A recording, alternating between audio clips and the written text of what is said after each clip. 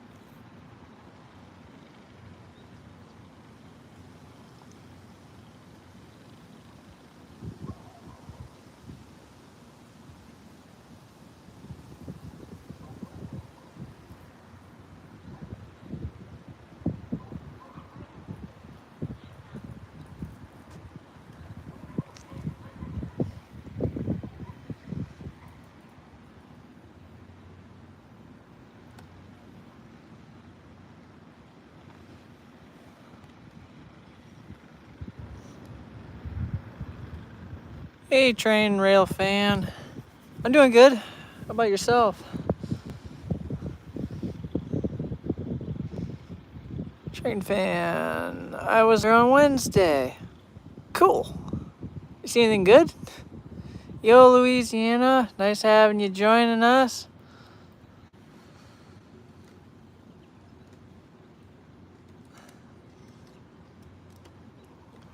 Those track workers, they flew in here, and now it looks like they're gonna get out of here. Alright, now I'll zoom out.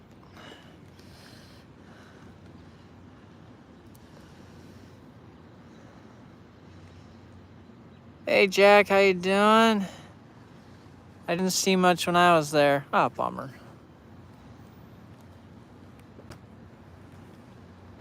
What do you think oh, ouch. What do you think the score is gonna be today?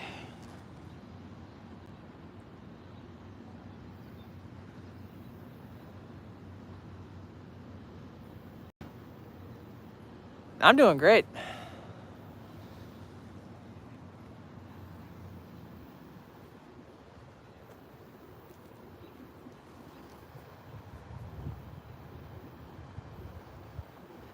Much happier. This Friday's cloudy compared to last Friday. Remember when we were having problems with things overheating? Hopefully that shouldn't be much of an issue this stream. I hope.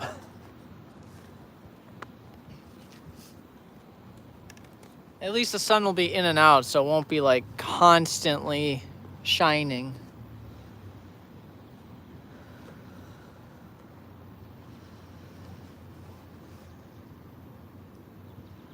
Even though you just woke up. Yeah, I know. Once you wake up, takes a little bit of time to get going, you know. Muscles are tight. Your brain hasn't fully turned on. You know, like a computer when you first start it up, it's kind of slow until you give it a minute or two and then everything loads normally. Human body kind of works the same way.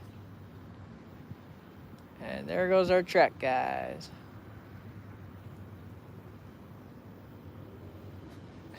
They're like a NASCAR pit crew. They pull in really fast. They jump out of their truck, grab their gear, and then they go running over to the track and do whatever it was they were doing over there.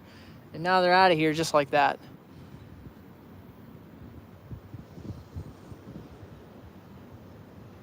Saw or not.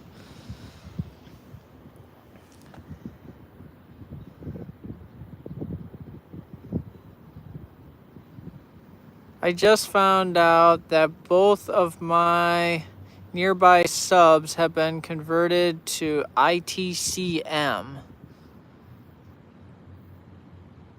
So they're not ATCS anymore? Or you can't see them on ATCS? Or what are you talking about? Or what do you mean?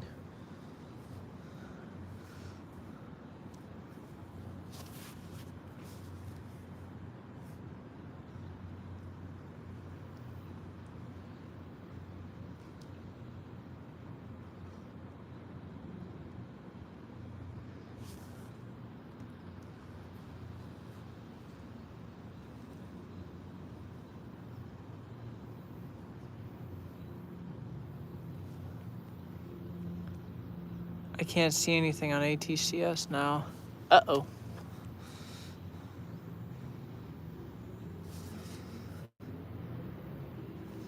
Yeah, that's not good.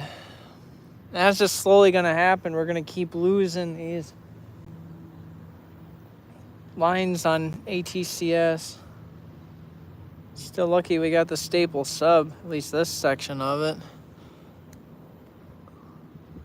I got 2 NS trains while at my dad's house. Oh, nice. Any good power on those NS? Or was it just all NS power? Maybe a heritage unit? It's just a private airplane.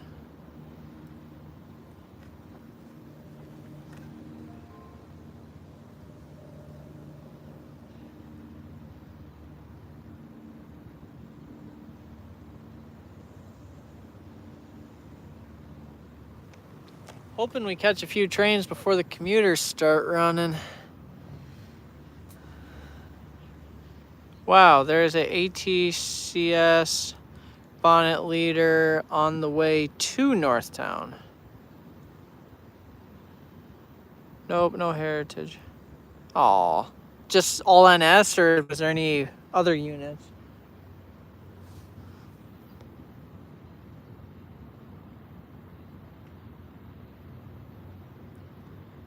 Is the war bonnet, is that coming from the west or the east?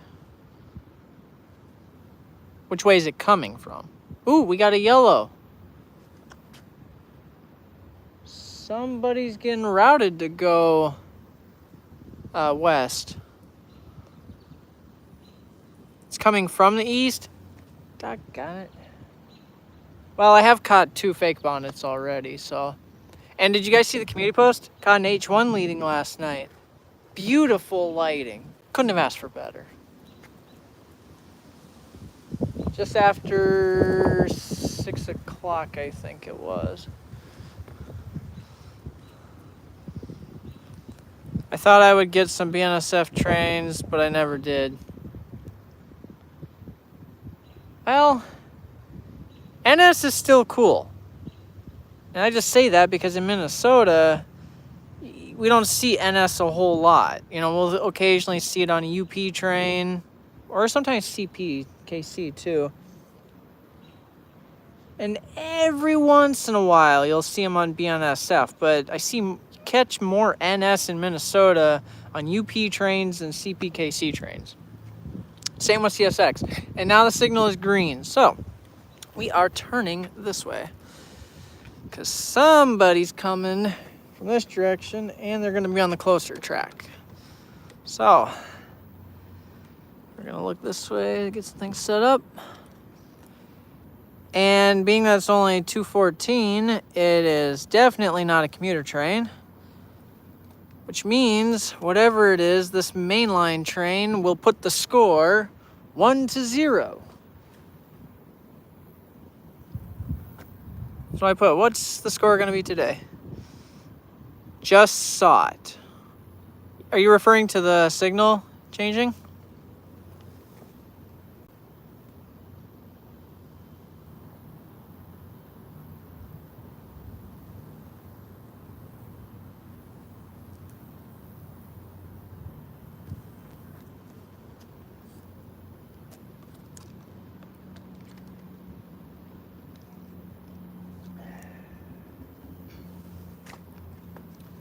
Oh, the post. Okay. Yeah, not bad for lighting.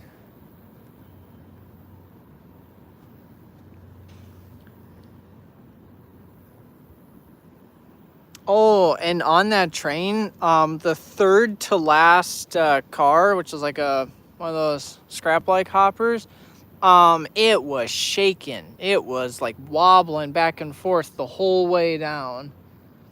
So wound up taking a video of it with the camcorder. Like you could see it as it just kept going. You could just see it shaking. Haven't seen a car shake that much. Not in a long time.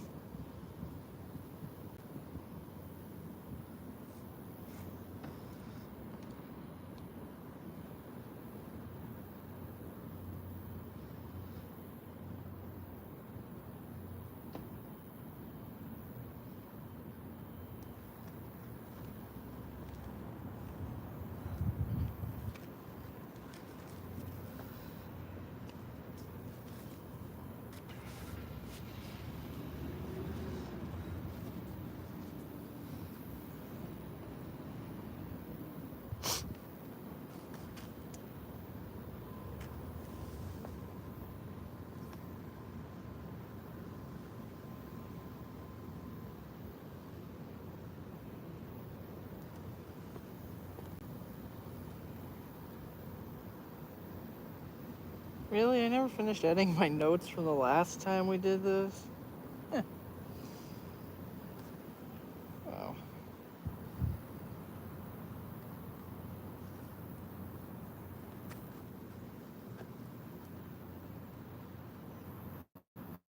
So the one downfall to doing this is the screens are so reflective you can't see a darn thing on them. You gotta turn your lighting to max, but then once you turn your lighting to max, then everything starts overheating.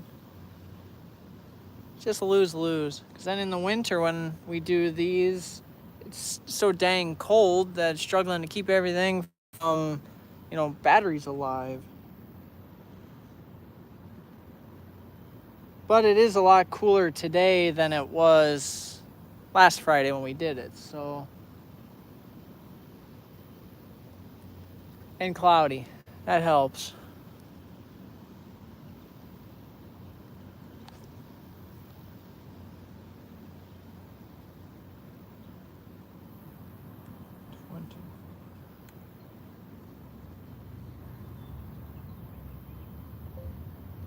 Stop it.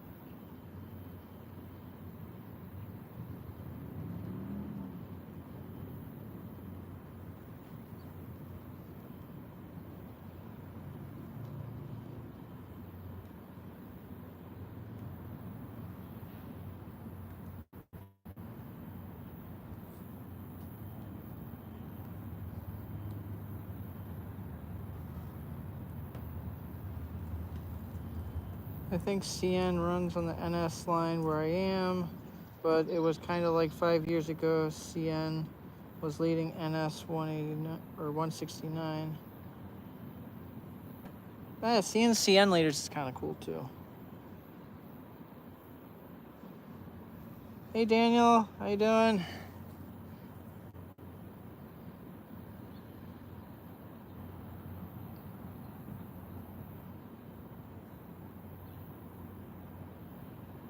Sheil? Good evening, Sheil. Oh wait, you're the one from Ireland, aren't you? Am I right? Ireland?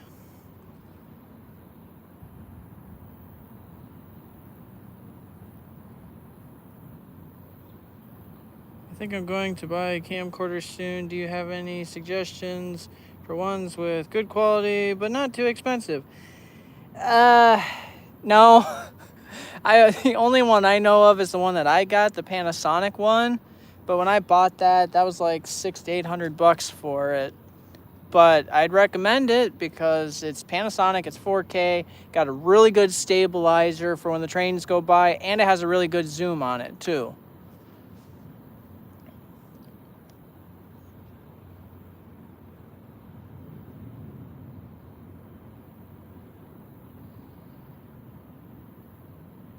Daniel, good. The GTW Heritage unit is in Proctor right now. GTW.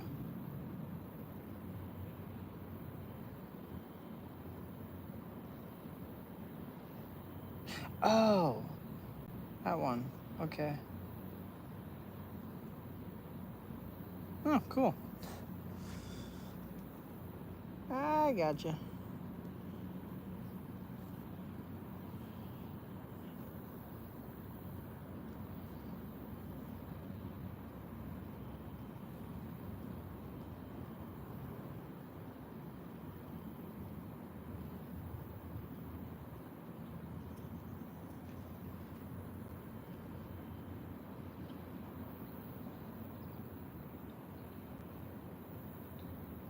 Yeah, that's that CN one, isn't it? The the GT one?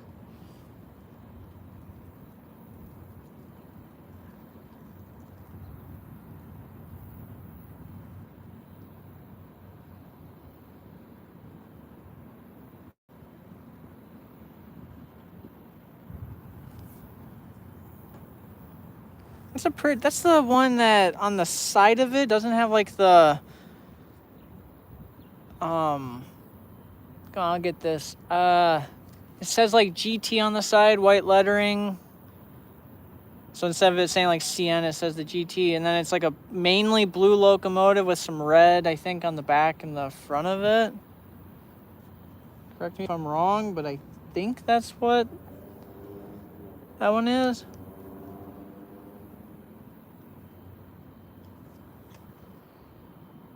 Grand Trunk Western, yep. SD70 unit, trunk. The camcorder I was looking at had a 60x zoom, I think. Be careful with it saying 60 because I think my camcorder says that too, but part of that 60 might be if it goes into like a digital zoom, which basically what that does is when you zoom in, it'll only go so far. And, you know, the lens itself will only go so far when you zoom. And then the digital part kicks in where it goes to that end point. And then the camera itself with the chip on there will do it like if you were to look at a picture online and you zoom in on that picture with your fingers, you know, you zoom into it. That's basically what the camcorder does. It'll go to a certain point where it'll remain clear. And then when it goes to that even further point, then it gets grainy. So it zooms further, but then it's really pixelated because it's digital. It's like you're zooming into a picture on your phone with your fingers, basically. That's the best way to describe it. So be careful when it says 60 zoom. Find out, is that truly a times 60 zoom with the lens that's inside the camcorder, or is it like mine is like a 25 zoom and then it's like a 30 or 40 with the digital portion. So that's something you'll want to look into just to be on the safe side, and that way you don't think you got a junky camera or something like that.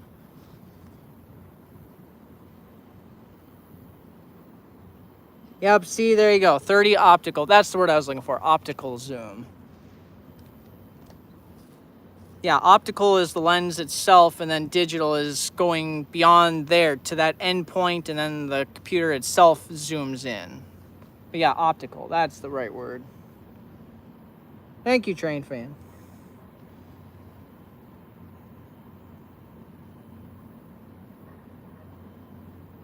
My phone's keyboard hates me. I feel you, Daniel.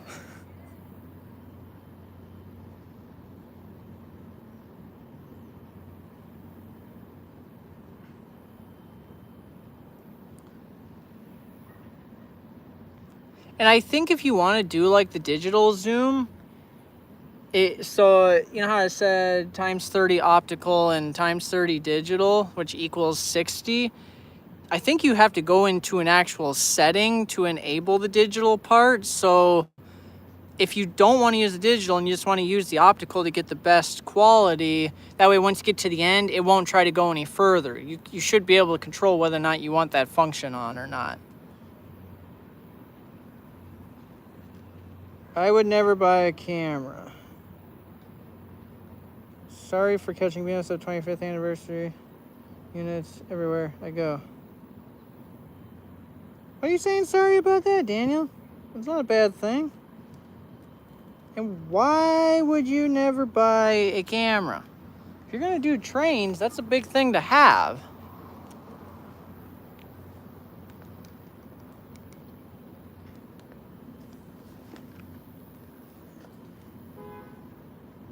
By the way, Carl? Is that how you'd pronounce it, Carl? You're the one from Ireland, aren't you?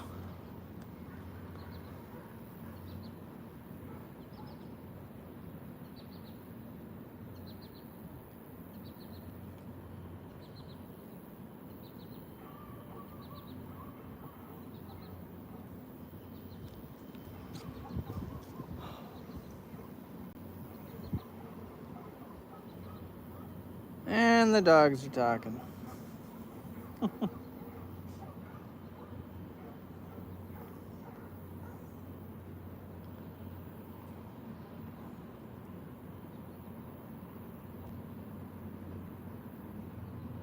Okay, all right. I agree with you a little bit, Carl, on the phones. Yes, phone cameras are great if you're not zooming in. When you zoom in, they use basically a digital zoom, so you're gonna see that pixely graininess type deal. Well, I guess some of them don't fully, they do have some optical zoom, I guess, but not as much as like an actual camera does. It's when you're filming trains, it's kind of nice to have that further away zoom where it still looks nice and clear. That's why having a camera is nice on a phone. If you just want to do like, you know, how you see things right now on this stream, if you want to take video that way with your phone, fine. Yes, phones are great for doing that. But it's when you have to zoom, it doesn't look as good. And that's where having a camera is a one-up.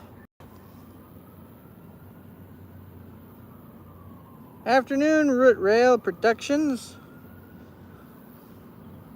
I don't think you've joined any of the... Have you joined any of these streams before? It's going good. We have a... Oh, our train. We got a train coming, guys. It's the crossing. Root, you're just in time. You're just in time for the train. Let's see what we got. Timing couldn't have been better.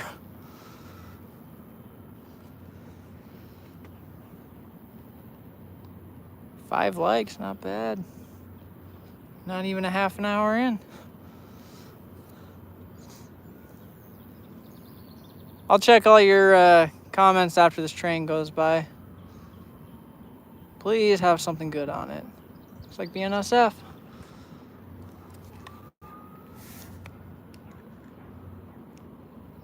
It's like 3 locomotives.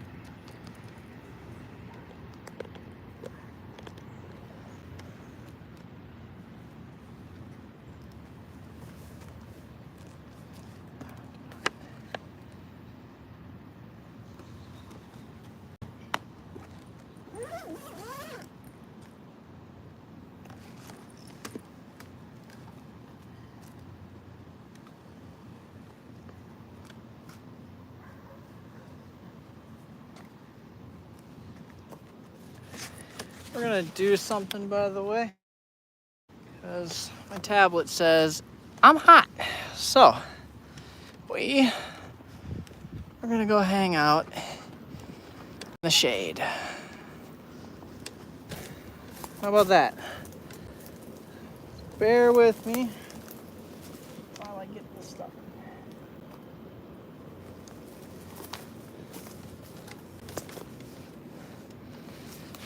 That way, we're gonna keep things where they stay a little bit cooler.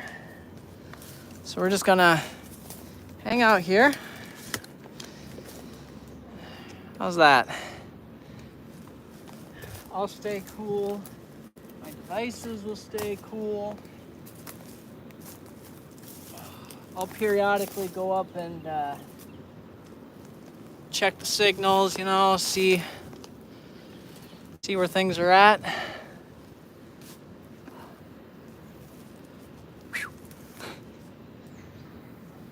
And that way, I don't think we should have to worry about checking my battery percentage. We should not have to worry about overheating. Okay, so let's see what everyone's saying. What do we got? Wow. Okay, sorry for this. Whatever. I'm joking. I know you want to get one, and when I saw the one in Colorado, my first thought was you, LOL. Hey, I've caught 2, Daniel, so finally. Caught 2 in a week, actually.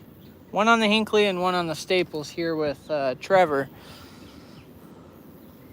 And that one was leading. Both him and I got lucky. And then it had an NS behind it. You know, when we were talking earlier about the NS. One of my friends was going to buy a camcorder off of Amazon, and I made sure he didn't. Well, yeah, there are some scam ones out there that are like crazy cheap, and they claim they got this crazy zoom and they do 4K, but maybe for the first week or two, they might be really good, and then they wind up failing, or something goes bad, or something breaks really easily in them.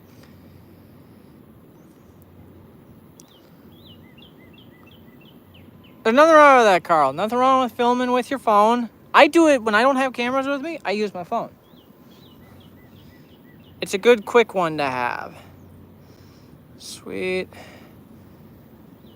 I have a small scope I use to see things close, and holding it in front of my phone actually works. I have an example of one of my videos from Rosemount. I'll have to go look at that.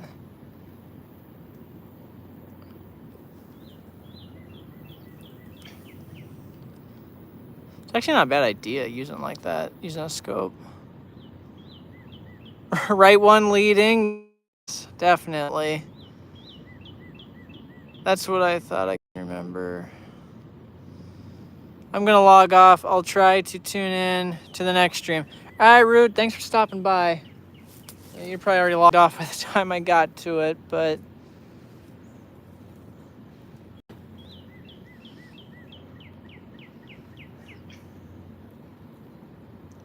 it's the video from last summer with MNPAL and the UP 6706, the last painted CNW-9. Okay. What's the title of the video? Can you put the title in, like, you know, what it's called, and then I can take a screenshot of it, and after I finish with the stream later, I'll go and watch the video?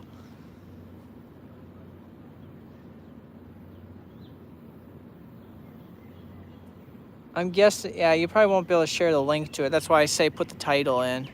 Thanks.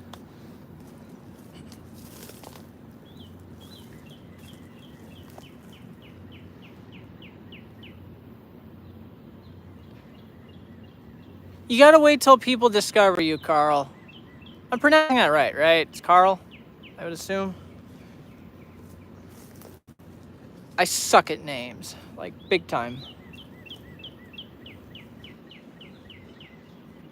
But no, just keep uploading your videos, and eventually you'll have one that'll click and it'll get you out there. That's all it takes is one video.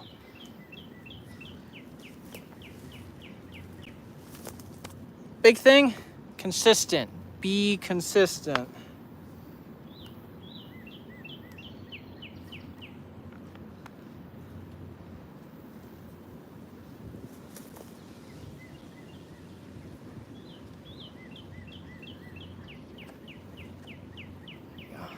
That's better.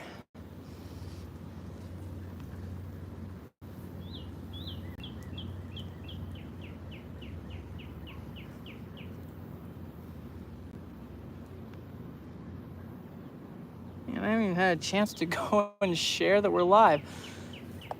Oh, I'm on the Staples channel. Duh.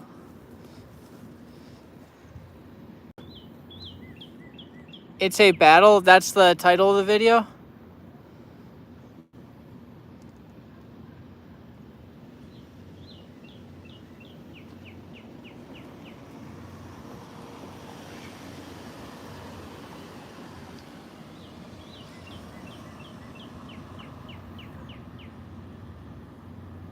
No, gaining subscribers. Yeah, it is. One thing, Carl, that might be able to help you, upload shorts.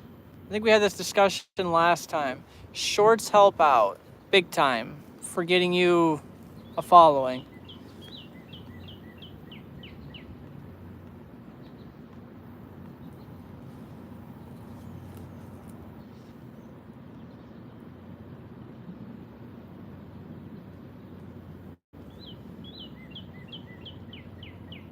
It's the title.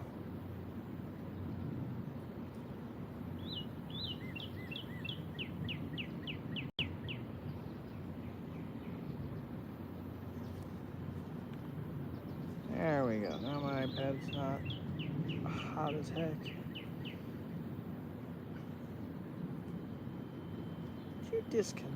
You stupid. Yes, fine.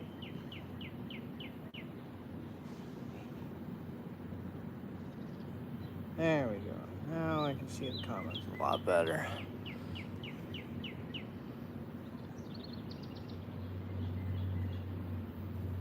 I'm at 316 subscribers. Every time I made a short and link the actual to the short gets more views.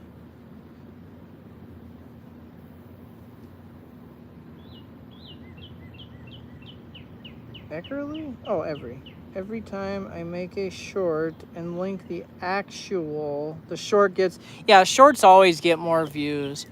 But when you link your latest video to your shorts, that does help. I have watched that happen. That does help.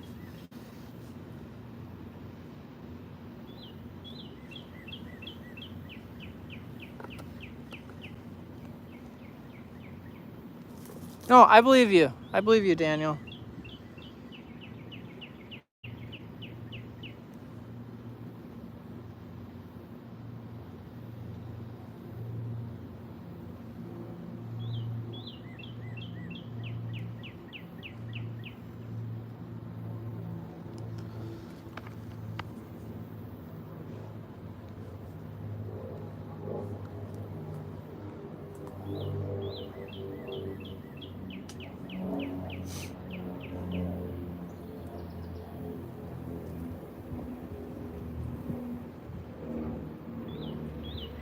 YouTube is not popular in Ireland.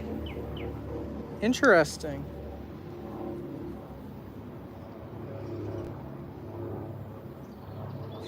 CNW video was uploaded August of last year to help you find it easier. Okay.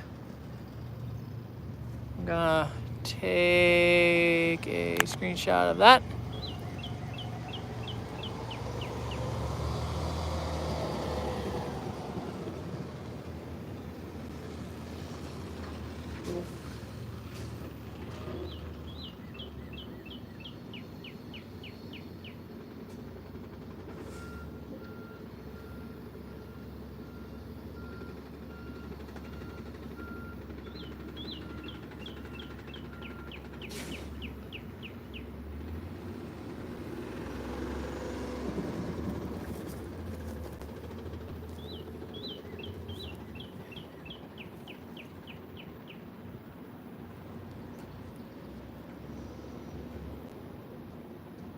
Carl, I like it when you come on because when you talk about other countries, that is just fascinating. Like learning about what your guys' lifestyle and way of life is compared to how what you guys see and hear about our way of life here in the United States. Because, the U.S. has such an impact on things that everybody knows what the United States is like, but a lot of people in the United States don't really understand what the way of life is in other countries. So that's one thing that makes doing these streams really fun is when I get people like you or, I've had people from Russia and Europe and stuff that have watched some of these streams and then they start talking about... Yeah, stuff, what's up yet, answering 70 over.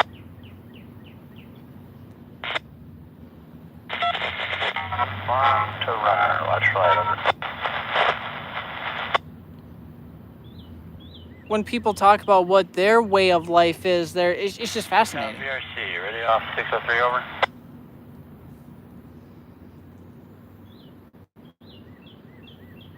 Any bad orders to set out or you're just departing over? What about Jacksepticeye? I think he's probably more... Communication, have a safe trip over. I think he's more popular in the United States, honestly.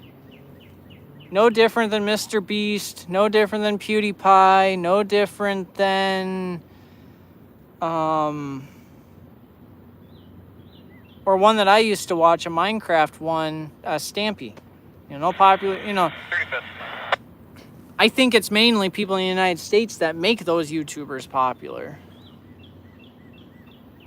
Yep, you got it, D4603.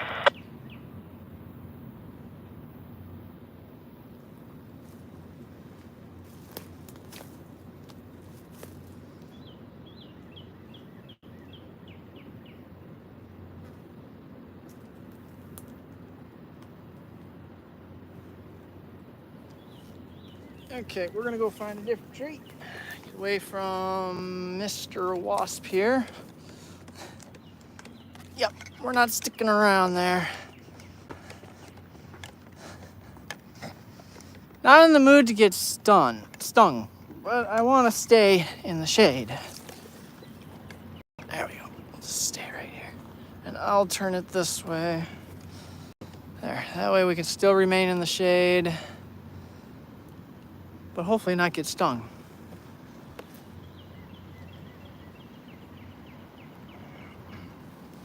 Yeah, Carl agrees.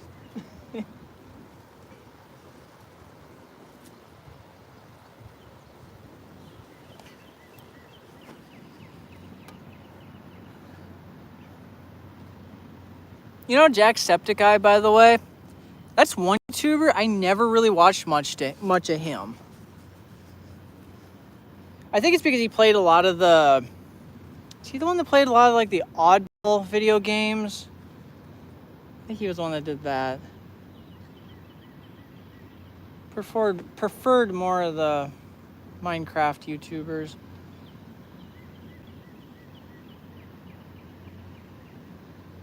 I then did watch some PewDiePie, but again, I didn't watch much of him until he started playing Minecraft.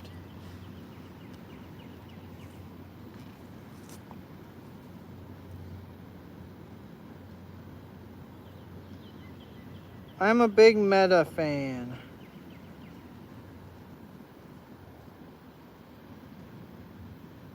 So you're big into the Facebook, Instagram, all those ones that they own?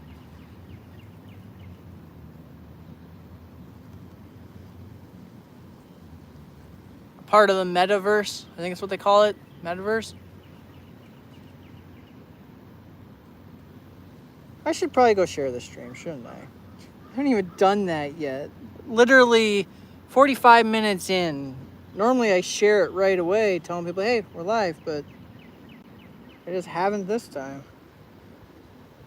So maybe I'll go do that really quick.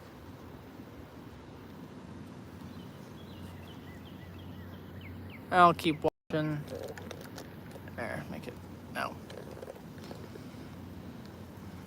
Honestly, Every genre of YouTuber has their following, like camping ones, the outdoor gear review, Steve Walls, Corporals, Garner, Mav for camping, for example. Okay, I don't know any of those, but I'm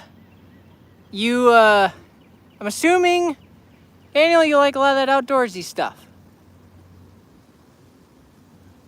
Point of view, if Meta made a heritage unit. Meta made a heritage unit. Oh my. What would that look like?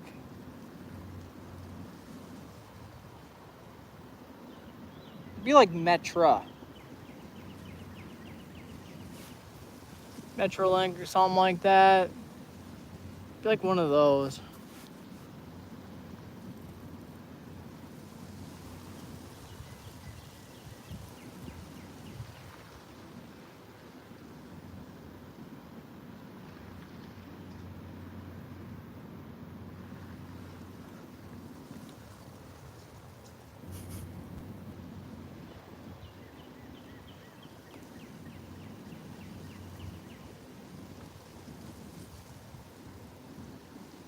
Oh, I just saw you put MBTA. Did you mean META Meta? I'm assuming you did, but we were talking about Meta, that's why.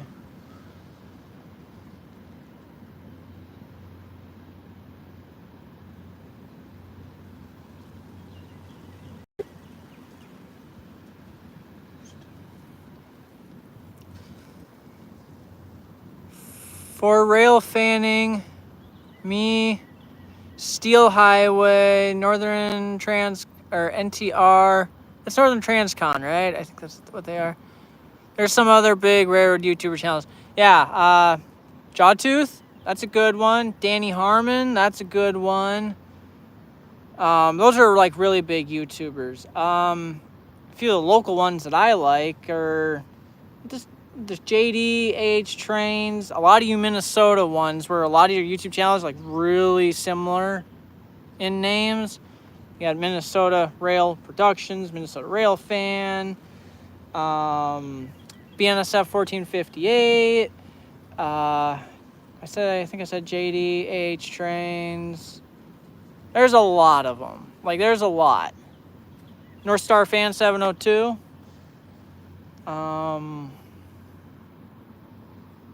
Yeah, there'll probably be more that'll come to mind. There's just so... Oh, Trevor.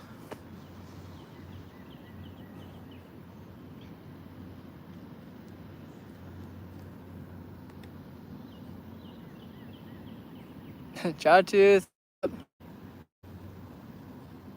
MBTA. MBTA. That does not ring a bell. Yes, Daniel, there are tons. Educate me. What's MBTA? And you'll probably say it. I'll be like, oh, duh.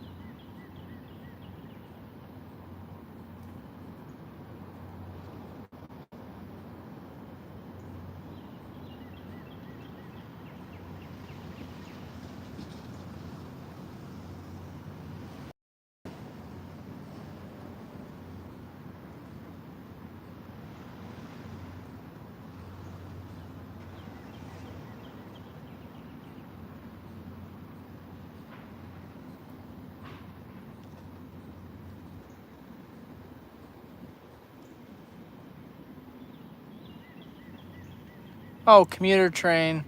No, I'm not familiar. I'm not familiar with a lot of the commuter trains. I know Metra. I know North Star, of course. We all too familiar. And of course Amtrak. Who doesn't? But no, when it comes to commuter trains, I am not I'll see what people post, but that's really it. It's more the mainline stuff that I know a lot more about. Know a little bit though about Amtrak, like when they added the new one that goes between St. Paul and Chicago. I knew about that quite ahead of time, and I know about the one that they're talking, discussing to attempt to put in on the Hinckley sub, but that's all I really know about, like passenger rail, commuter trains, that kind of stuff. 'Cause it's been in the news. You can't, they keep talking about that train.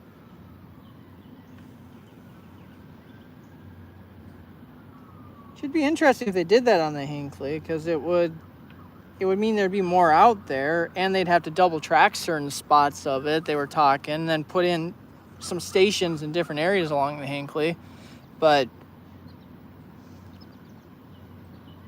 it should be nice if they double tracked it, because that means they could keep other stuff moving, and it wouldn't be like what they do out here on the Staples. When North Star starts running, basically they have to sneak things out in between and that kind of stuff.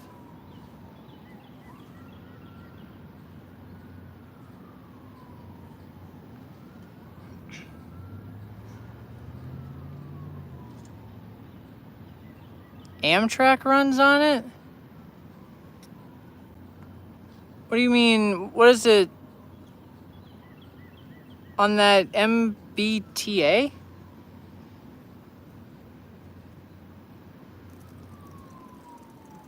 Yes, it is. Yeah, they still do track warrants. And the signals are all approach lit. So they only light up once the train is in the block, basically.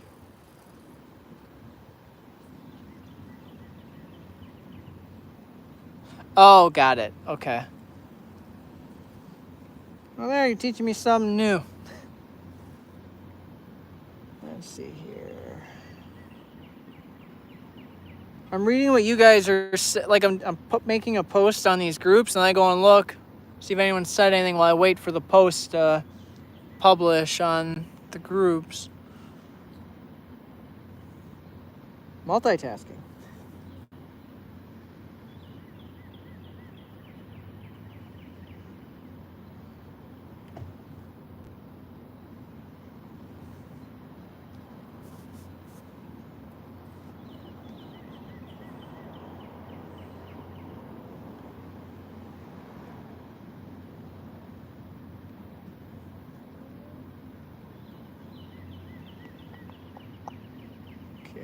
Okay. Oh, I forgot that one. Huh.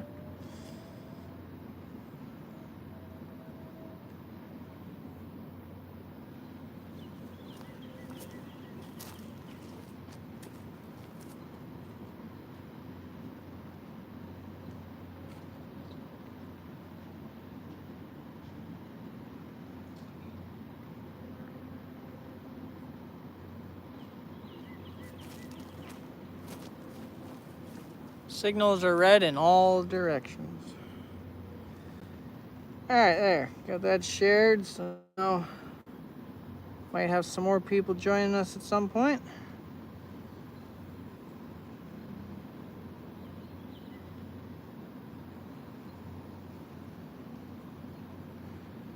Come on, we need more trains before commuters start running.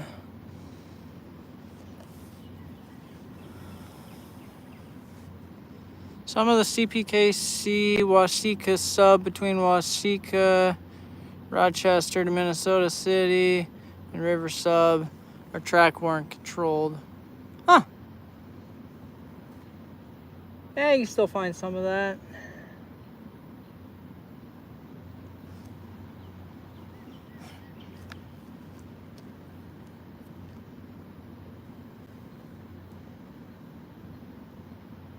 While we're underneath the tree, we're in the shade. Actually, you know what? With this thick cloud deck, we might not need to be underneath the trees anymore. Because I just looked up. I'll move this a little bit. Just looked up. Here, I'll go through here really quick. Yeah, we got a nice cloud decks, so maybe we don't have to stay underneath the tree anymore. Which means it should stay pretty cool, and then we get a nice breeze. So, I'm gonna move back out to the platform. So busy trying to share the post and then reading what you guys were saying, I wasn't even paying attention to all the clouds moving in. So we're gonna go set up shop back here again. Now, of course, the sun will probably poke through every once in a while, but it's better than it was. Better than it was when we first got here, and it's better than it was last week. Last week was nice. Saw a lot of trains, but this won't be as stinking hot as last week. Wasn't the sun out like literally the entire time up until close to the end of the stream? Then it kind of got cloudy on and off. Okay, really quick.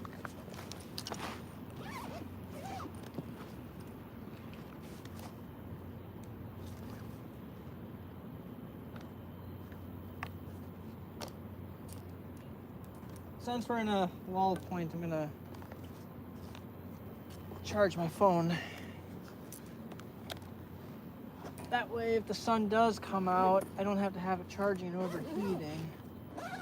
But I am keep doing it a little bit different than last time to try to not have that problem of it overheating. Is I turn my lighting down, and I'm using my iPad to watch what you guys say in the chat, which makes it easier to read too, by the way. So I just watch that, and then that way the phone should hopefully survive. I hope. If not, well,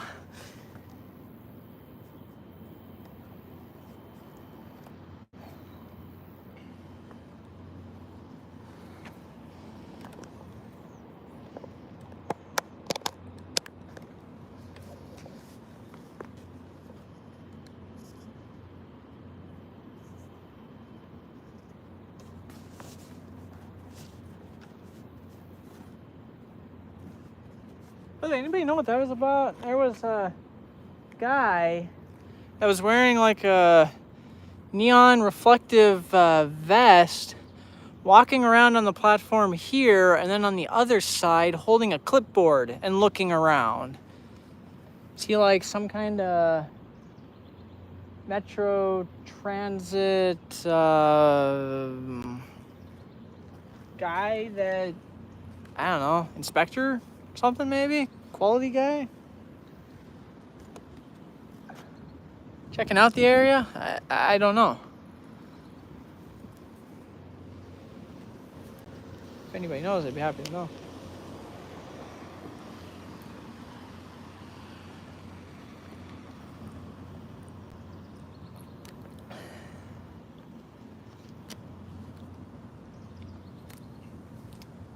Come to think of it, I recognize that vehicle. I've seen him do that a few times. Just never really thought about it, but it seems like every single Friday, he's always out here and he walks back and forth looking at everything, marking things on a clipboard.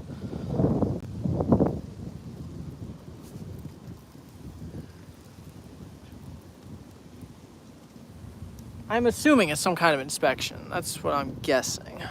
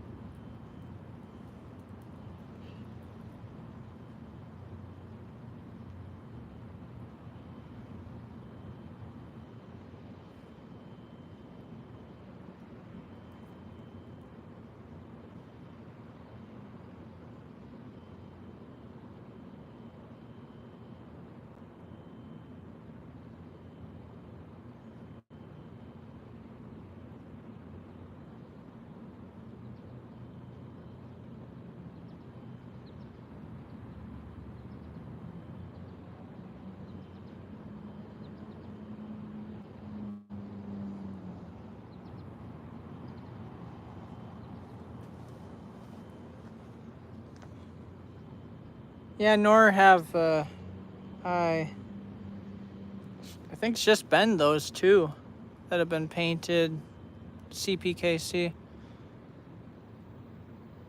It will become more common because of the merger. They'll eventually start doing it.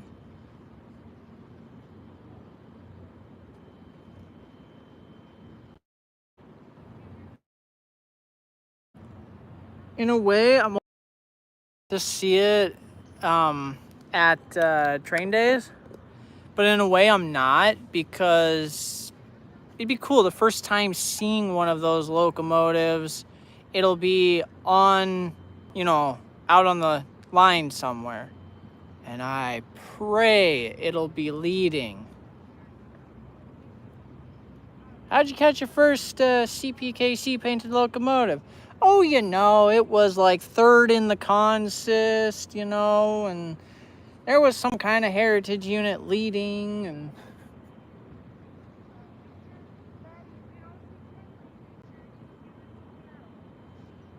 it still wouldn't be all that bad, catching it, but it'd be nice if the first time it was leading. I need to visit the Waseca sub. Never caught a train there. I don't know what that's like.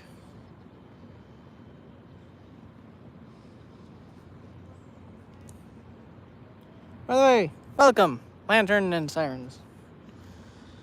Lantern signals. I cannot read because I can't see or nothing.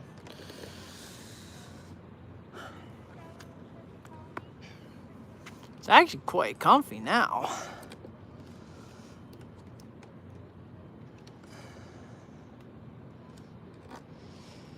It was third in... Oh boy, you guys are giving me a lot to read now.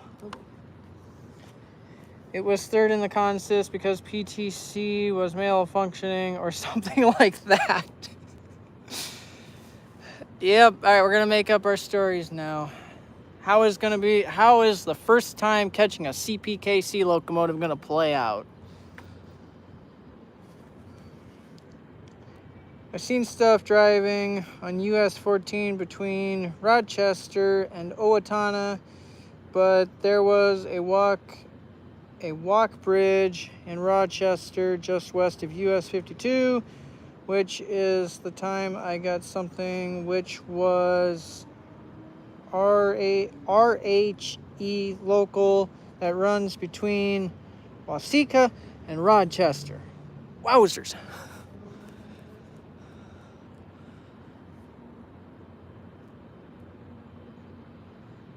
Can't believe I read that in almost one breath.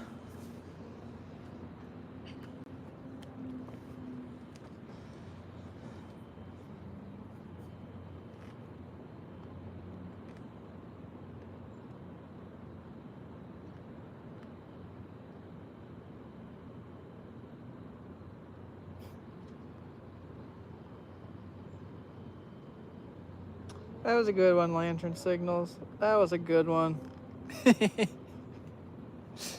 That was really good. If PTC is not working in that locomotive, man, CPKC's got a problem.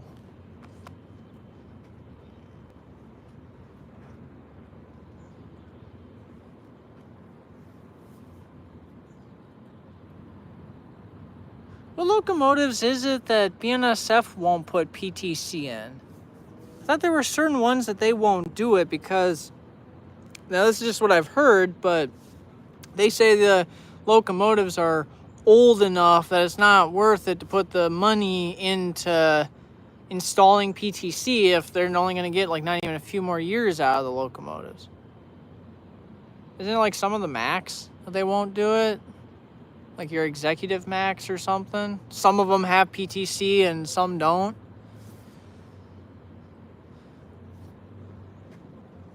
I think they did it with the SD40-2s though, because you see quite a few of those leading. There's been a few of them that have led on the Hinckley sub. Like 1833 and I forget the green one. 19 something. Or is it 18 something? There's that orange one, 1833. One of my favorites I forget what the green one is. 19 something. Yeah, it's got to be 19 something. I got lots of videos of them. Back when they were running on the Hinckley. Okay, train fan. 1943. Thank you. Thank you. Yeah, that sounds about right. I like that one.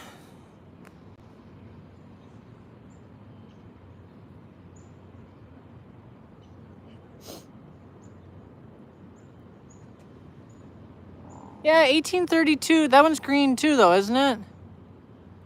That one's been on the Hinckley, the Lakes, and I think Marshall.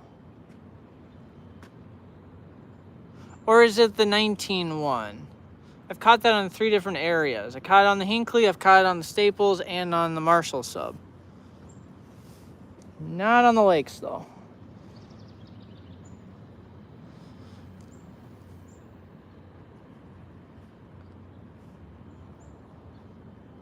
Regardless, SD40-2, best locomotive ever.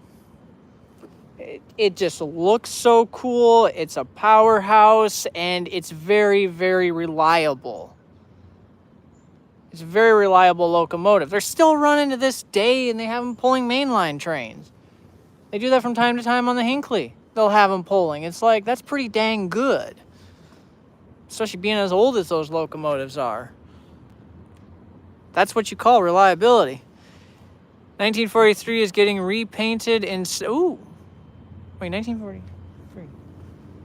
Is that the green one? That one's painted green, isn't it? The old BN paint? They better not be painting that thing orange. They are sweet to run. It's the first local I learned to run. Oh, cool.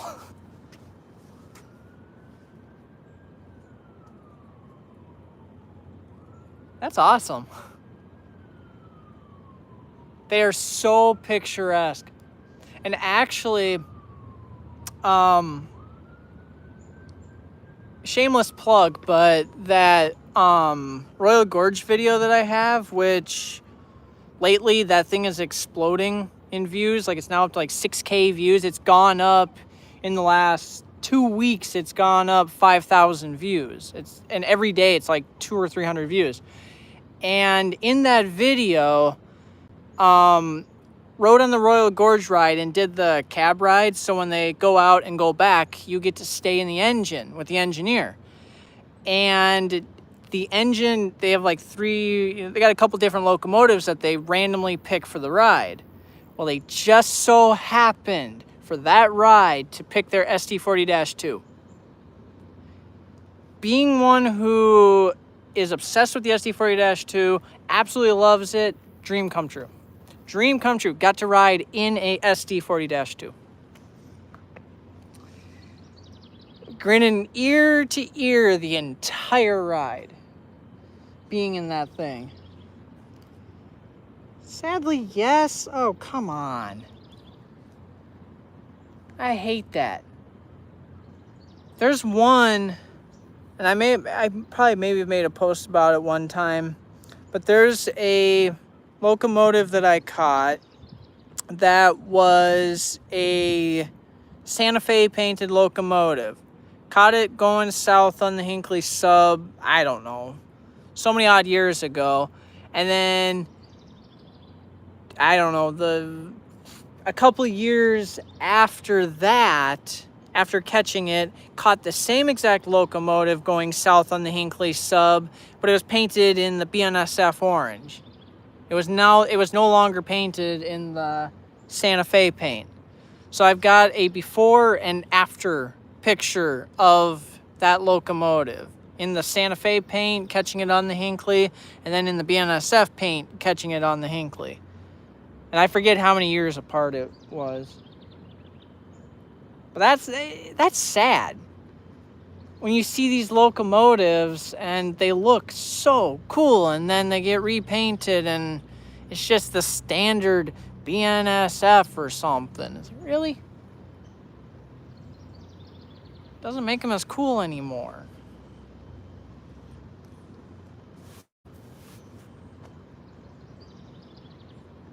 And it really hurts when you catch it and you have a picture of it in its original state, and then you get a picture of it in its new state, and then you, like, I don't know. Sorry, I could rant about that for a while.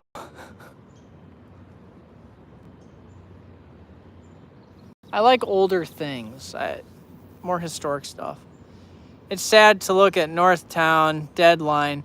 I know, I see people's pictures. All those locomotives are just sitting there. Did I see one of you? Maybe it might have been you, train fan. That train sim locomotive is parked there at Northtown too? The one where it's set up by the front where it says train simulator? There's a standard cab -8 in H1 paint in the debt. Ouch.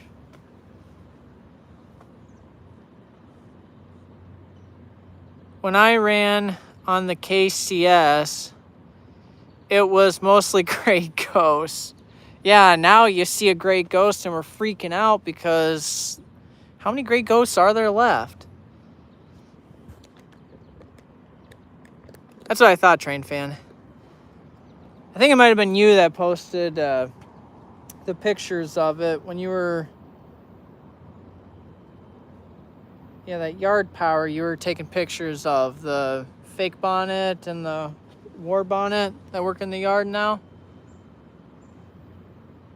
And that train sim locomotive was sitting there right by, like, the front of the line, basically. Is that one still even running? Is there even, like, a chance to catch it on the main line?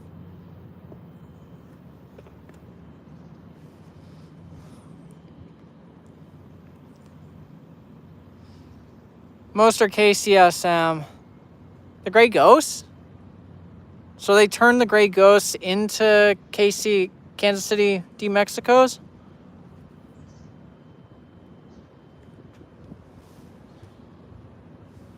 So now every time I see a KCSM, I'm like, oh, once a Gray Ghost, no more.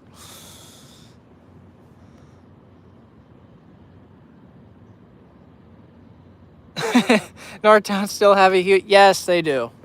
Multiple tracks, actually. Isn't it like 2 or 3 tracks, I think? Oh, we got us a green on track 2. So the further away one. And it's a solid green. So the train's coming from the direction we're currently looking. It just turned around like, oh, green, look at that. Well, that's good. What time is it? 3:21? When do commuters start running? I know I asked this last time. I just don't remember.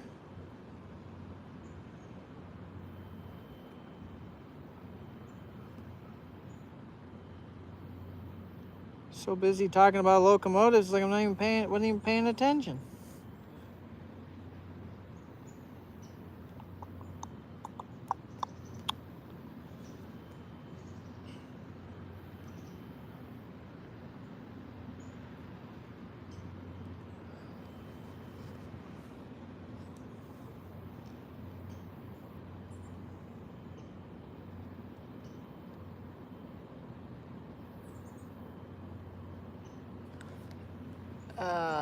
Crud.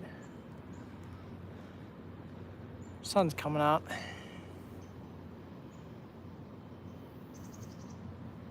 All right, see you, train rail fan.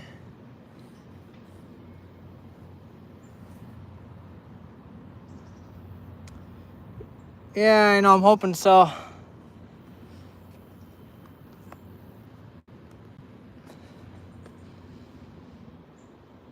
That first train, it didn't have bad power. The leader, like you guys said, that was the proper leader.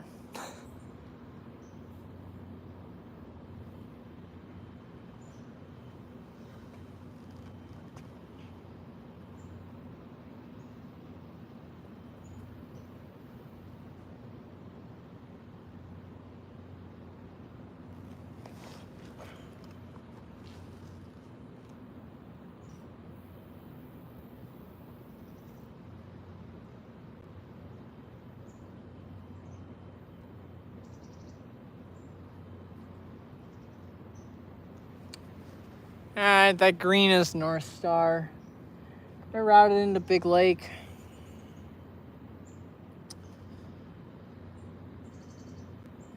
Dang it, I was hoping we'd catch a few more, get the score up a little bit higher.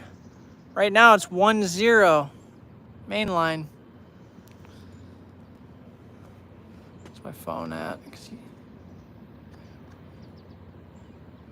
That's fine. Let it charge for a little while.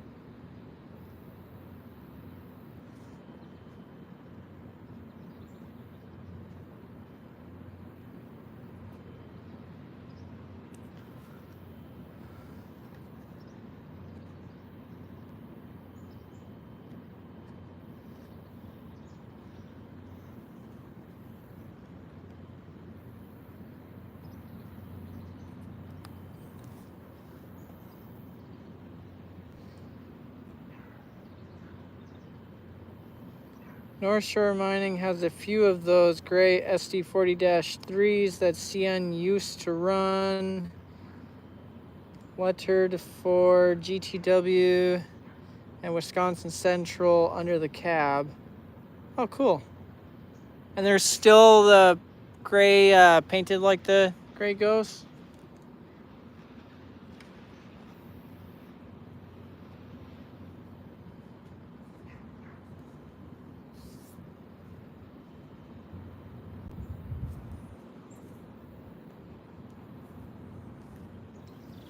I remember when we bought some SDs from the CN.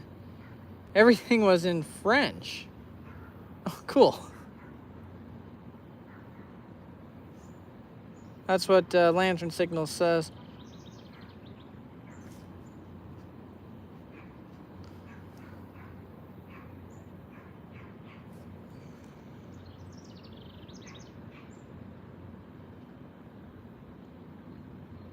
So, Lantern Signals, do you currently work for any railroad then, or?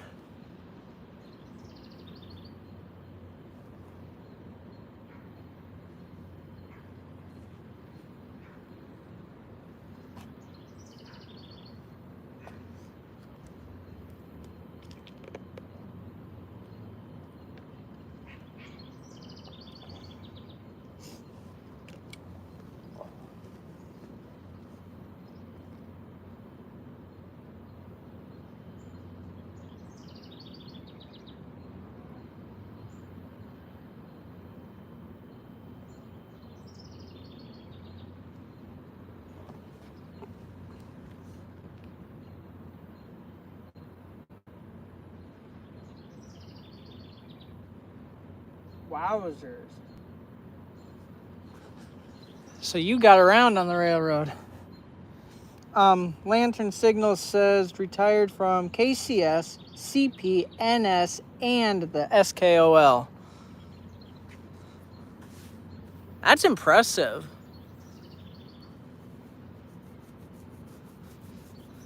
Which one was your favorite one to work for? Out of the four, which one was your favorite? And yes, I say four because I'm guessing at the time, I don't know how long you've been retired, but CP and KCS weren't merged at the time.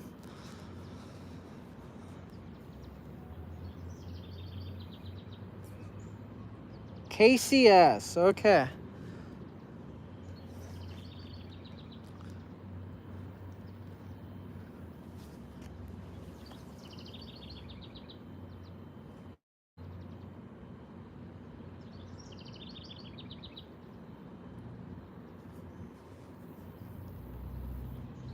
When you Now I'm kind of full of questions. When you worked for KCS, did you ever get to pull a military train? Because I know that with KCS, they can have quite a few of them, whether it be National Guard or a train full of tanks. There we go. Did you pull a train full of tanks? Because that is top on my list of a train I want to catch. Full of like M1 Abrams. I already checked off the windmill blade turbine train in, I want to say it was either Kansas or Nebraska. I forget. It's on a UP line. That was up there on the list. I think the closest I had, though, was a National Guard train. And that was in Flagstaff, Arizona. And if you watch Virtual Railfan, you'll know exactly what oh, man. You said this is a YSPGN. And you're coming out where over? Ah, shoot. Okay, after North Star goes by, we might be going underneath the tree again. Mars receiver for Rollins, West for lights over. Because the cloud deck that was over us moving out of here.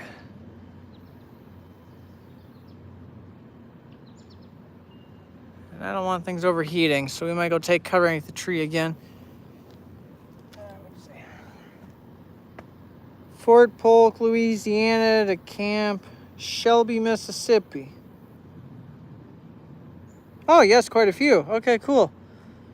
Were those just National Guard trains, though? Or were they trains that, like, actually, you know, like some of the ones you see on the Virtual Railfan ones, like the CSX ones and stuff that go by, where it's just tanks, not Jeeps and trucks and bulldozers and their generators and all that kind of stuff?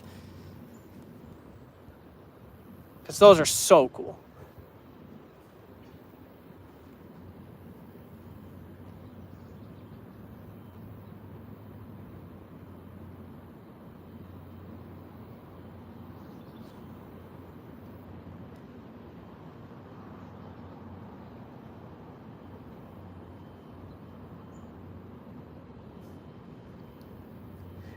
When you said Camp, from their Camp Shelby, at first I read Camp Ripley, because that's what we got up here.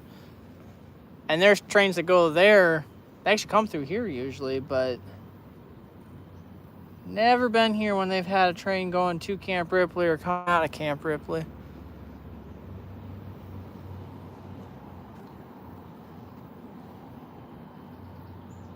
At the time, it was during the war with Iraq. Everything from artillery to tanks. Way cool. Way cool.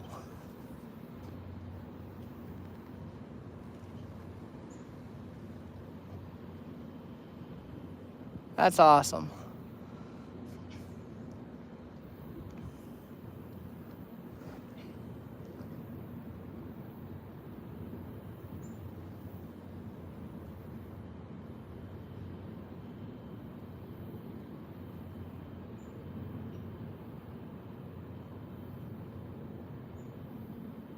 Did you ever have any wind blade turbine trains?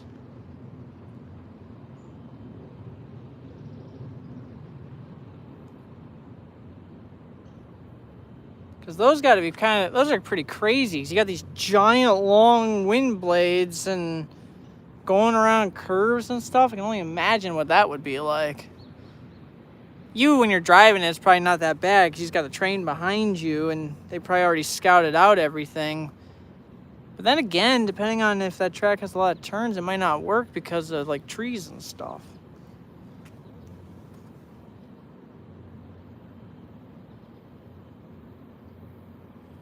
Got caught by a detector once when a Humvee door popped up and got a wide load. Oops. Somebody forgot to lock it.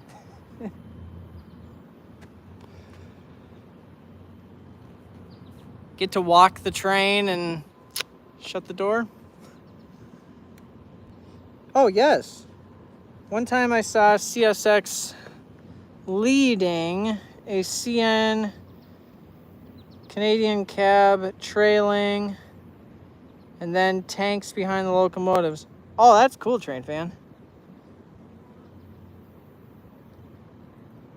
They came out of Shreveport, and you have to have clearances. Oh, I can only imagine you have to have clearances because they're tall, and then they stick out, and up in we used to do NASA rocket motors too. Dude, you got some of the cool trains. What about airplane fuselages? I swear, if you say yes. For like Boeing, you know, that kind of stuff.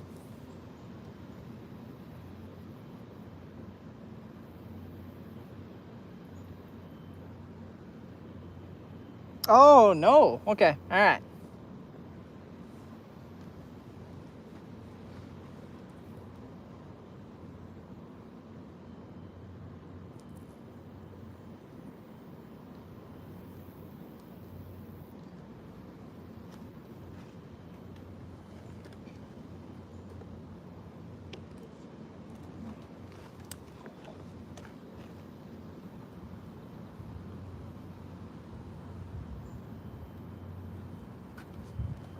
Not even when I was in Kansas. Must not have been one of the lucky ones.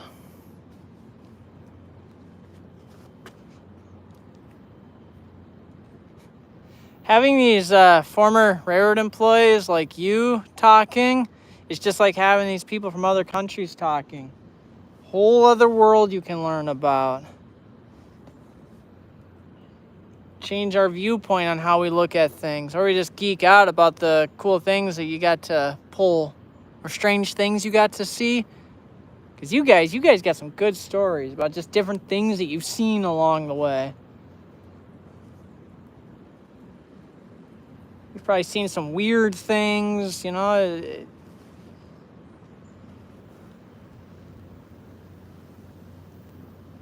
Seen good things and probably some bad.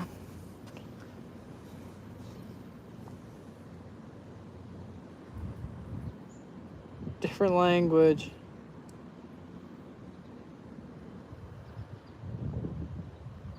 Yeah, different language is a good way of putting it.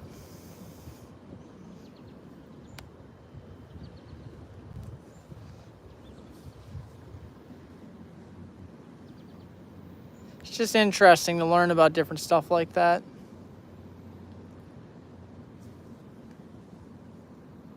Could write a book.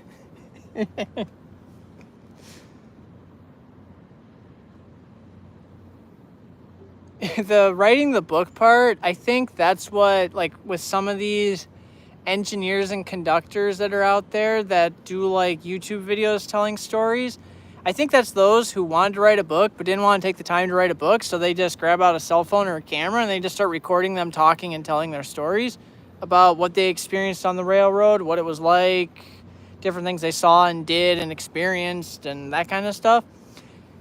That's their way of writing a book, basically. You can do that. Go start telling your stories.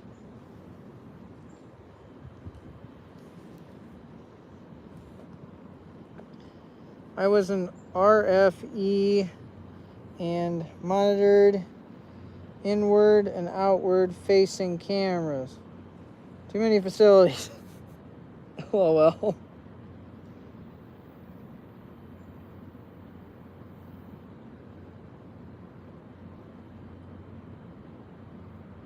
RFE.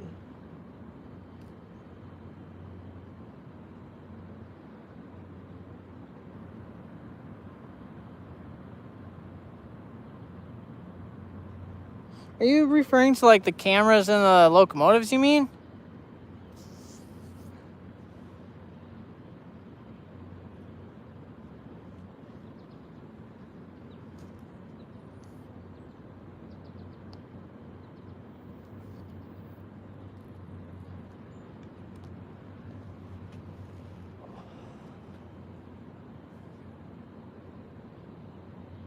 Oh, okay.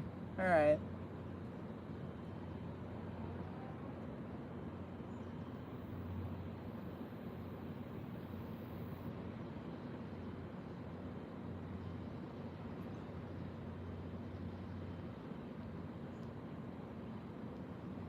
So does that mean there's always somebody watching those cameras then?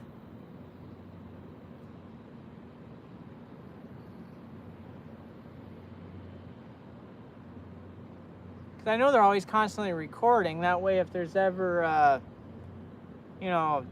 any kind of accident or just if something happens, they can look back at the camera footage and see, what was going on when the locomotive did, encountered whatever it encountered, what was going on the outside, and what was the crew doing on the inside when the incident occurred. Okay, all right. So yeah, that's the same viewpoint I had then. It's like having a dash cam in your car.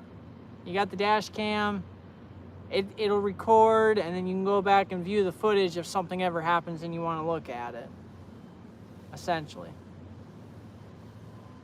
So it was your job then, basically, if something happened, to go through the camera footage and get all that together.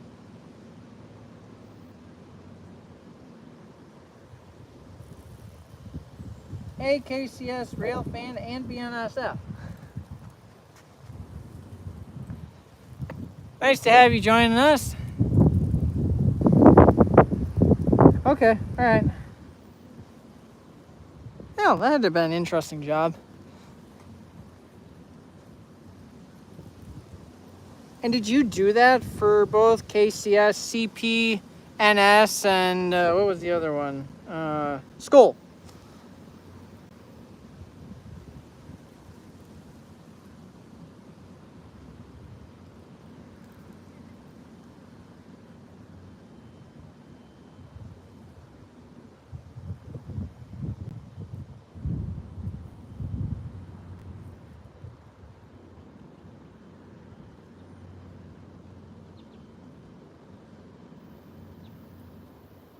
Just KCS and NS. Okay.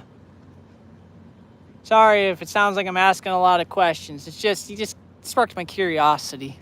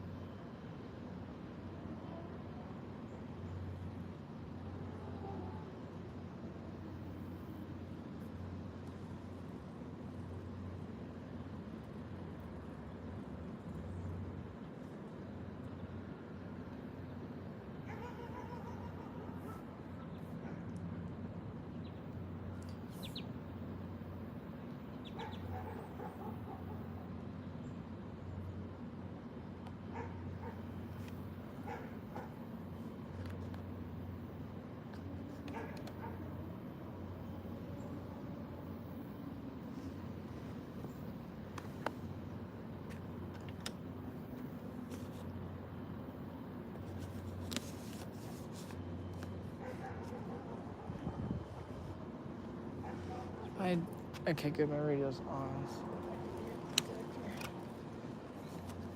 I don't like this, how the sun is just out like this. We're gonna go in the shade for a little bit.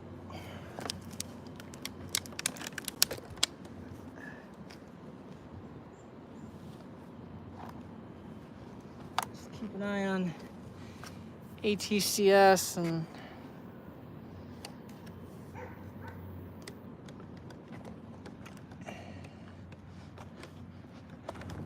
Actually, I think those wasps are gone. There's anything buzzing around here. Yeah.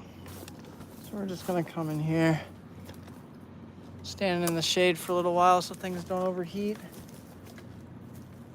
No! Don't!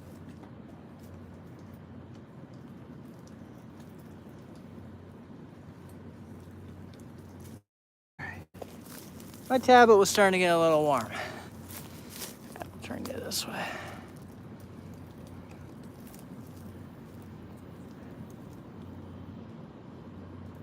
Yeah, we're just gonna hang out here for a little bit. I'm going to ride the Amtrak Borealis tomorrow, and I think a Heritage unit might be leading. Cool. That's interesting. Leading that one. It's going from St. Paul to Chicago.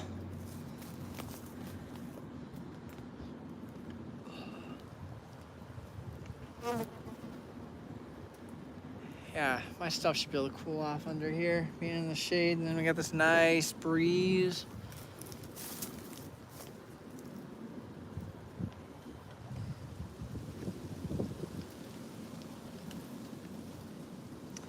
I was in Texarkana in 2005 as a brand new conductor when that UP train exploded. The dispatcher told me to stop my work and get my train out of there. Wow.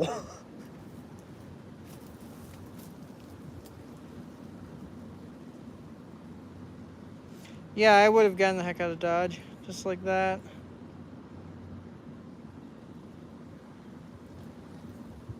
Bet that got your heart racing.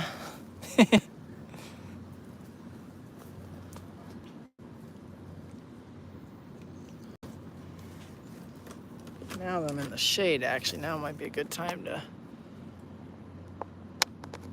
plug my phone in for a little bit. Get a little more juice into it since I'm in the shade.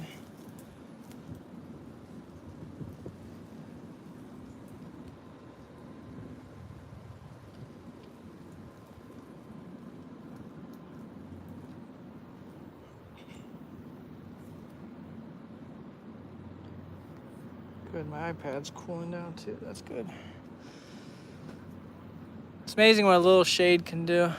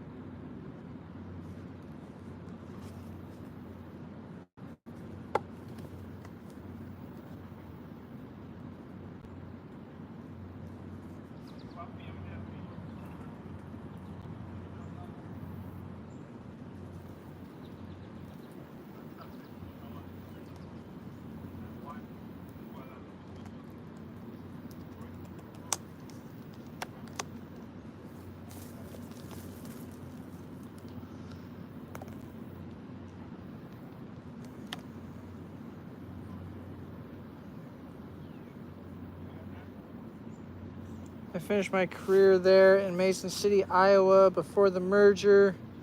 My paychecks actually said Dakota, Minnesota, and Eastern. Okay, that's that's interesting. So when did you finish then? Like officially, so you said before the merger.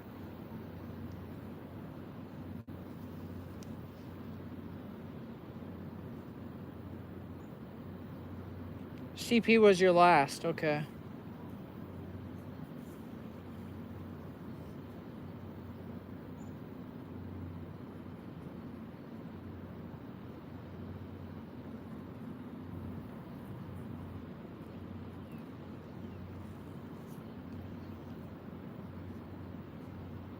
Oh, 6 months before the merger.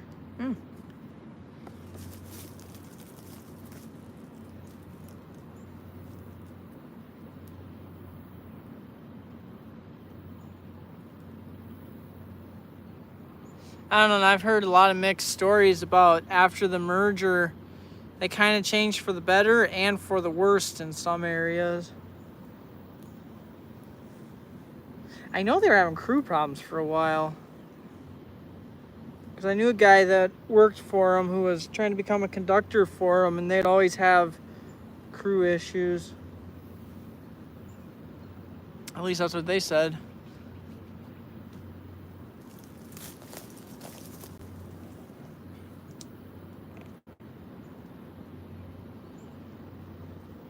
But I don't remember if they said that before or after the merger, though. I don't remember that part. If the crew thing was an issue, when the crew thing was an issue.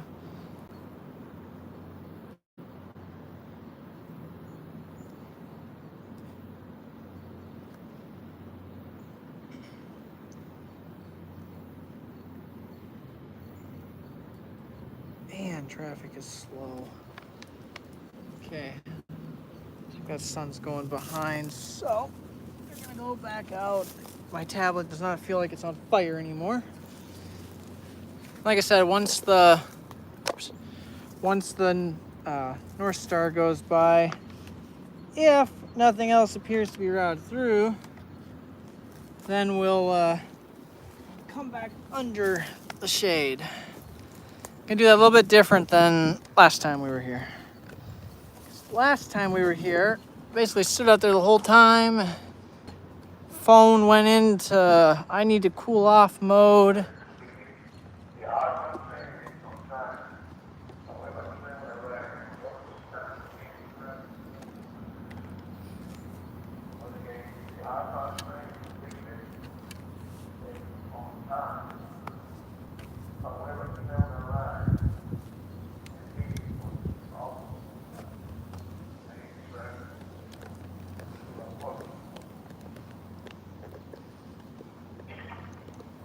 They're saying the North Star is going to be on the further away track 2.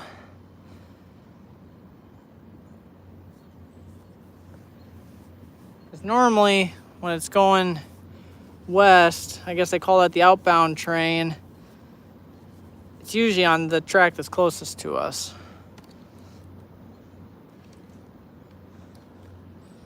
That's what they called it on there. It's like the outbound train, so...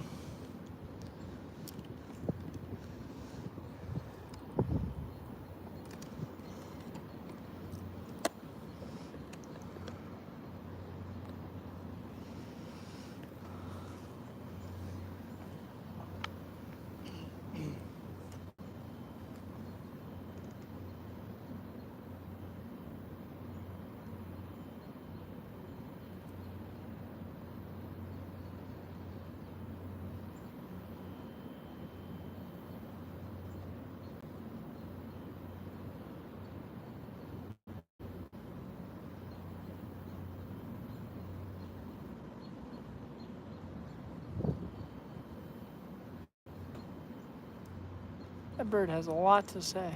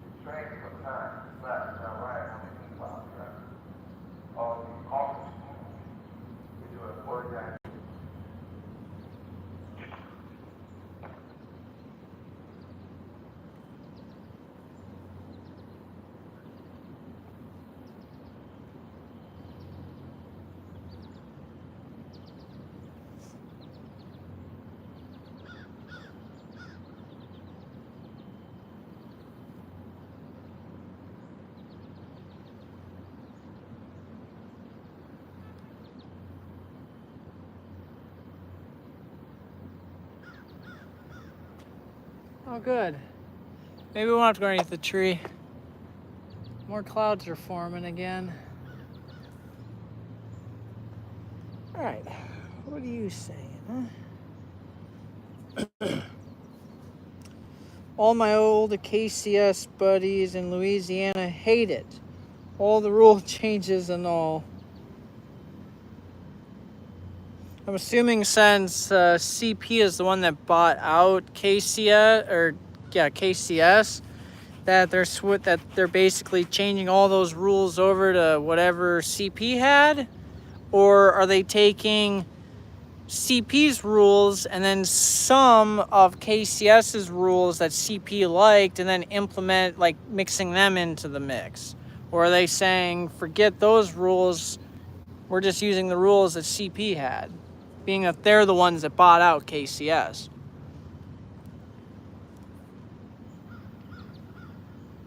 Have to run. Here, a train in my backyard. Okay, lantern sign signals. Good luck.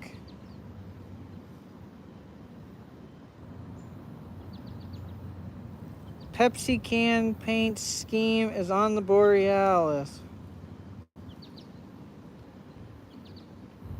Cool.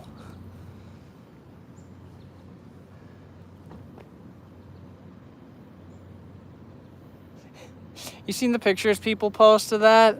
Where they'll take an actual Pepsi can and then they'll have it like down by they'll be at an Amtrak platform where the Pepsi can Amtrak locomotive pulls up to, and when it pulls up and stops at the platform, then they set the Pepsi can down and they take a picture of the Pepsi can on the platform looking up, and then you got the Amtrak locomotive.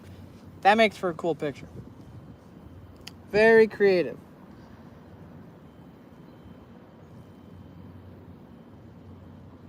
If I can remember my question, the lantern signals, if they come back, I'm going to ask them again. Is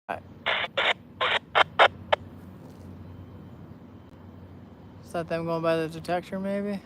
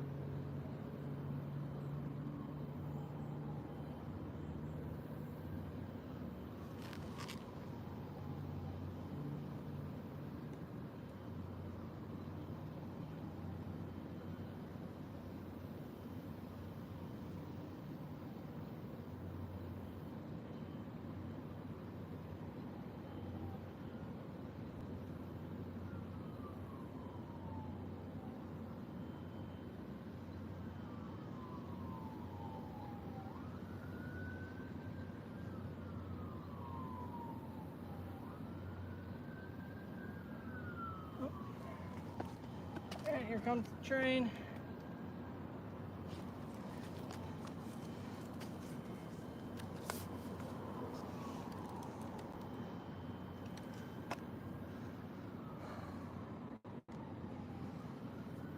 Staples is almost as bad as the Hinckley right now.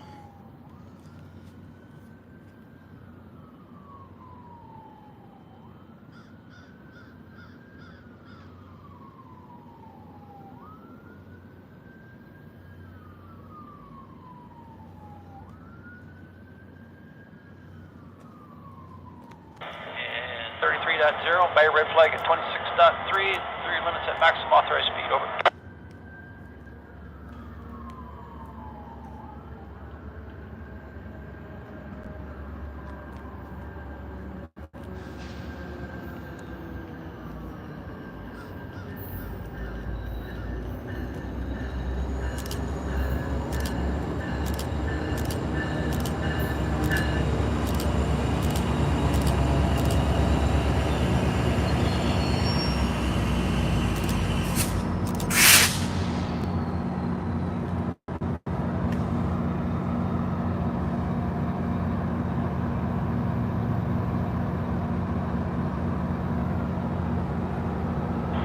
Three, no stop max, Mr. Scogan, lane 2 west.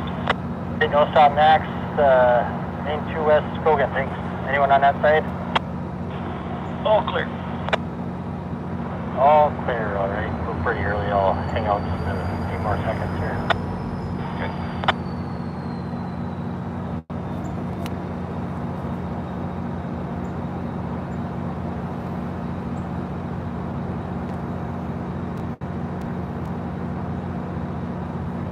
Got a wave.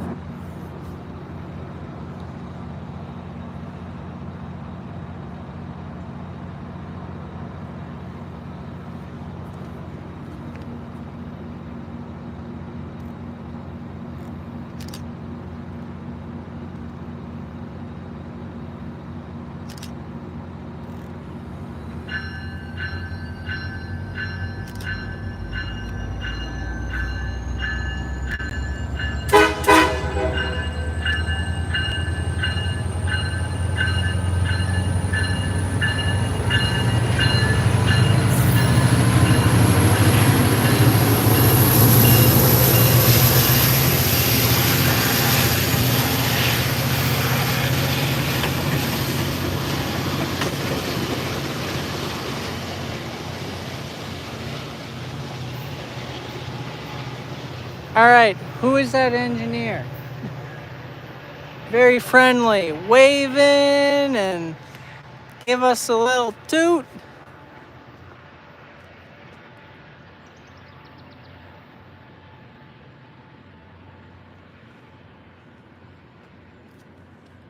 I think that's the first time North Star I've ever had North Star like blow their horn at me like that. So I'm like, who's that engineer?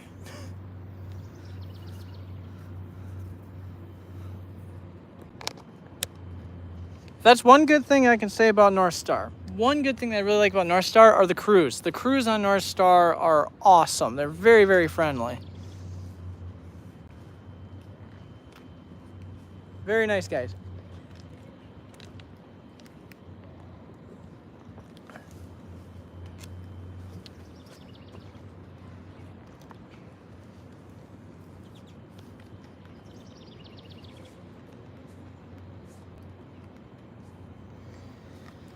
So, put in my notes, North Star.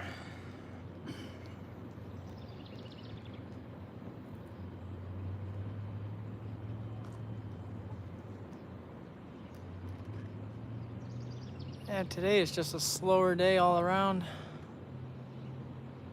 I think I've used up my train luck lately on catching all those fake bonnets and H1s this week. 2 H1 leaders, H1.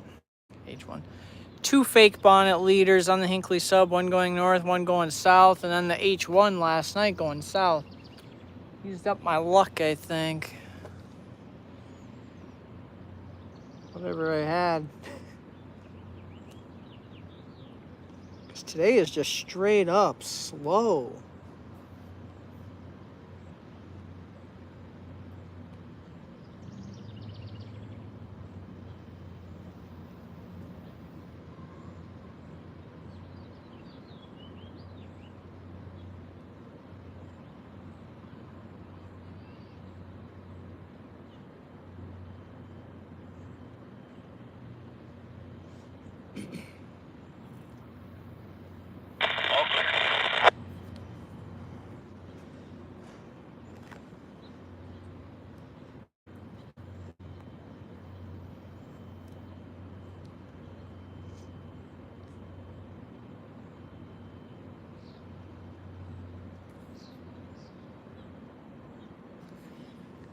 Okay, another big cloud deck moved in, so should be able to just stand out here, not have to go underneath the tree.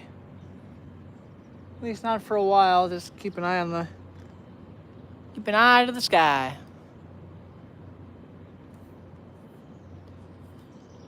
Yeah, it'd be nice moving another train.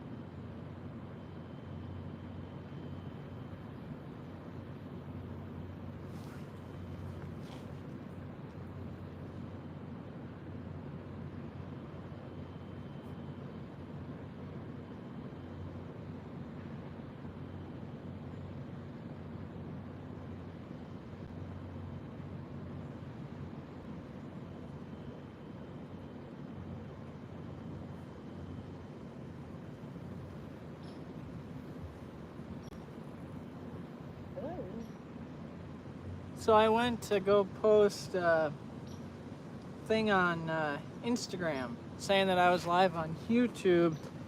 When I posted the picture that I took, it looks like there's a wasp or some kind of bug flying right where I was looking. It's kind of cool, actually. So yeah, I thought I'd post a story on there saying, hey, check it out. If you haven't, by the way, too, another shameless plug, on both Instagram and on YouTube here. On YouTube, I made a short of when Skeletor threw that hat out. And on Instagram, I made a reel of when Skeletor threw that hat out. So far, the short is doing better than the reel, so that's good. The reel only has like 86 views, and the short has like 100 and something, or 800 and something. So, yeah. Welcome back, train rail fan. Seaboard. Any trains yet? Yeah. One manifest and one commuter. Today is a stinking slow day. And I think it's because of track work. I think it's because of track work out here, honestly. That's what I think's going on.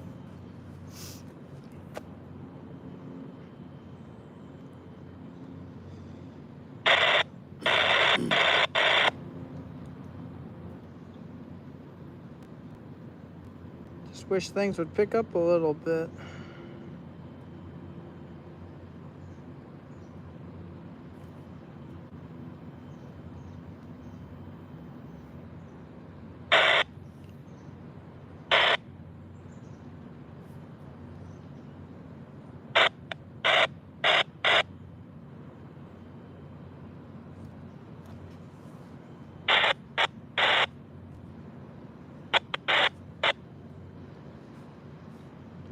Somebody's chatting on here, but I cannot hear what they're saying.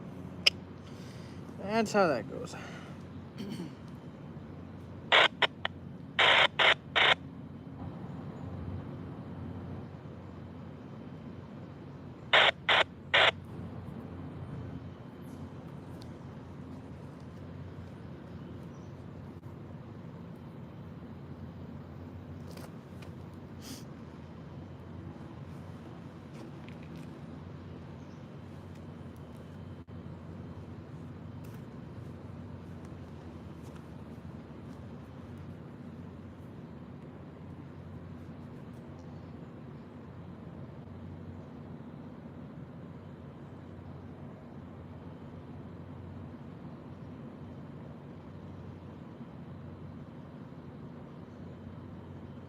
What was the symbol for the manifest? That is a good question.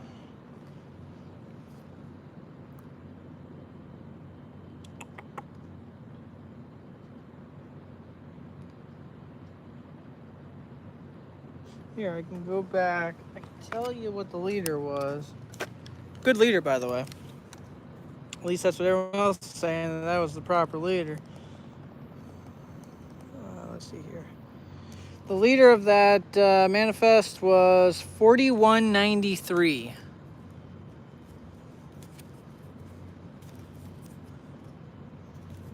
If that information helps you in any way.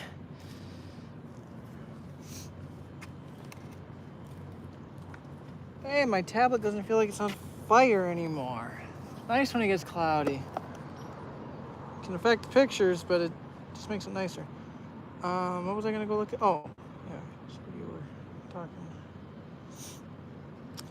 25th anniversary unit was at Cottage Grove a few hours ago, trailing on a grain heading north.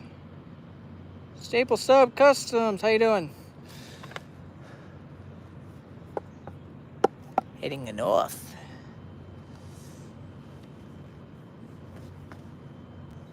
You said trailing? Come on, man. want stuff like that to be leading, not trailing. But regardless, we'll take it anyway. It's better than nothing. Seriously, it is.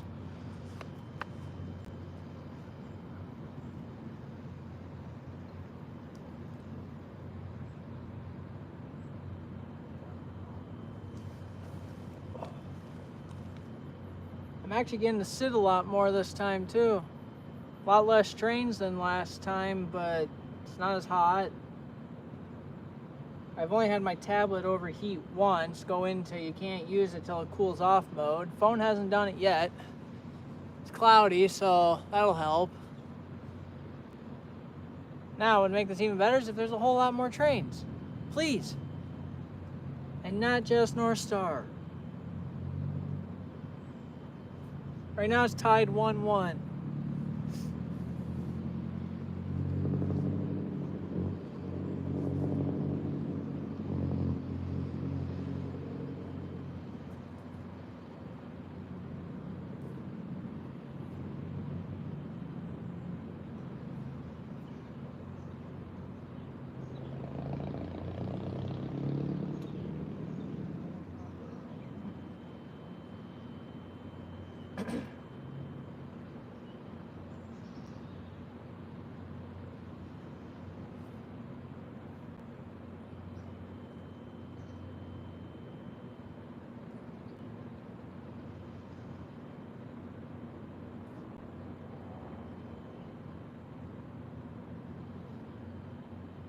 Dang it, Staple Sub Customs. I get that song stuck in my head. North to Alaska. When you said that grain was heading north, now I just like north to Alaska. Oh, yeah.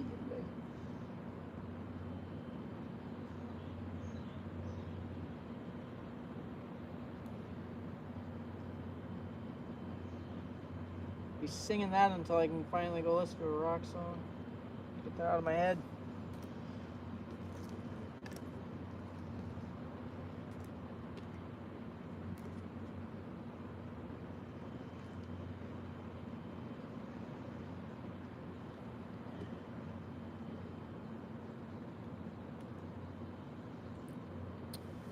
BSF 649 is leading a manifest to Northtown, but not on the Staples. Of course. So it's coming from the east then? Go figure.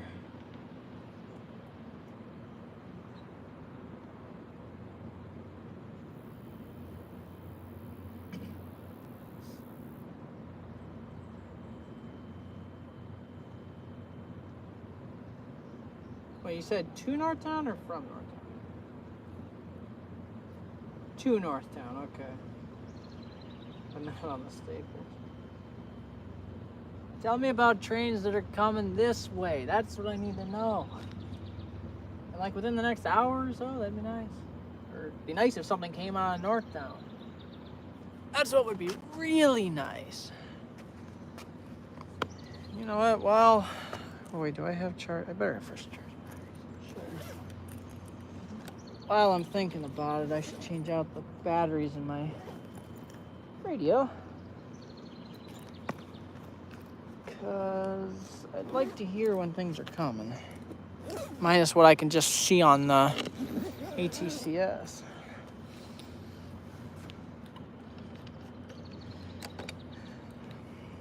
Of course, we're in commuter hours, so most of the time, if the signal goes green, it's most likely a commuter. Nice thing is I can see if they're routed to Big Lake or not, which is good, because I'll know and I won't be questioning, oh, is that westbound, is it a commuter or is it a merchandise? Or oil or sand. Stack, Z, Q.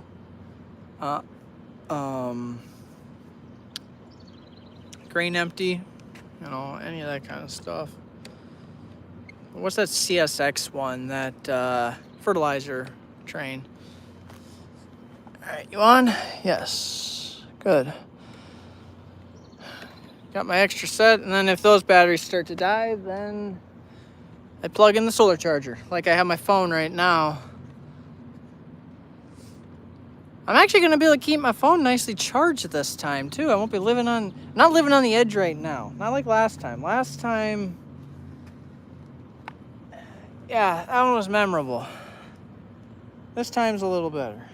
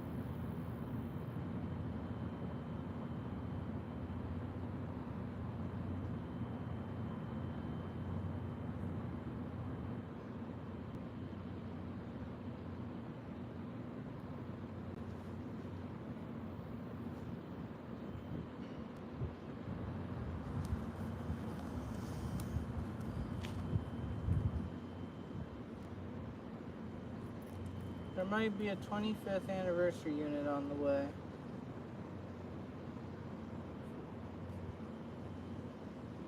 How many percent certain are you? And like, where might it be coming from? Oh, we got a green signal. Again, going west. Wheel. Who might that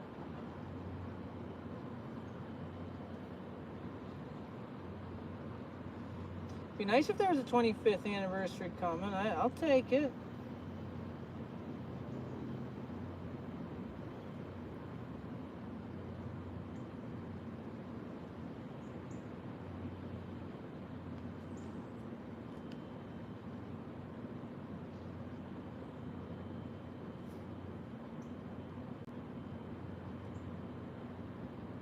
I'm not sure. It's currently going west on the St. Paul sub. Oh, okay.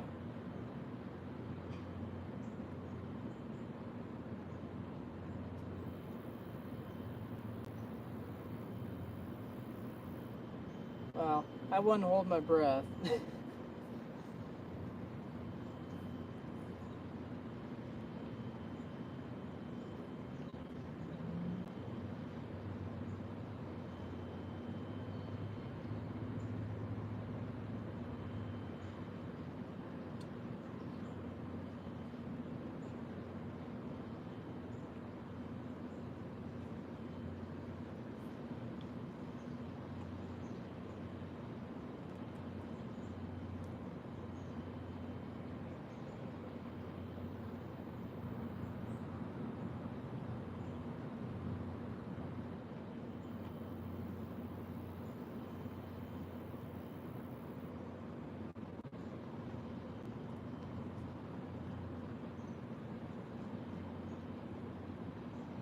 By the way, anybody, I don't think you do, Train Fan.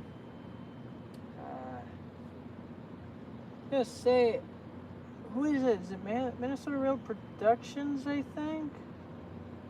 Whoever it is that Railfan's up on the lake sub, has Skeletor been up there recently? Or has he just been like solely on the Hinkley and that's really it? Because I know the first time I heard about Skeletor, he was on the lake sub. Somebody caught him up there. And then BNSF 1458 caught him when he was on the Hinkley the one time. Once or twice, actually. Before I finally caught him the first time on a CN pulling into the Cambridge siding. Just casually sits there. It's like, really? That's you? And I've been catching him ever since. I'm just curious if he's been up there recently.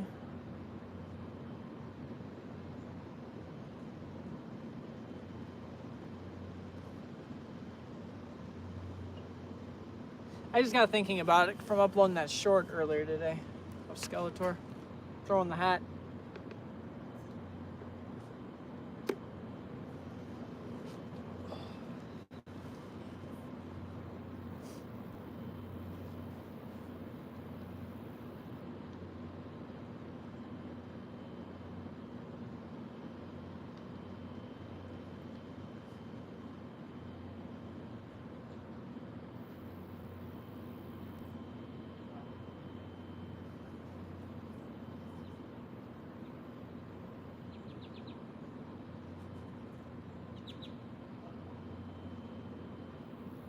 That bird just took a nosedive into that bush over there on the other side of the tracks.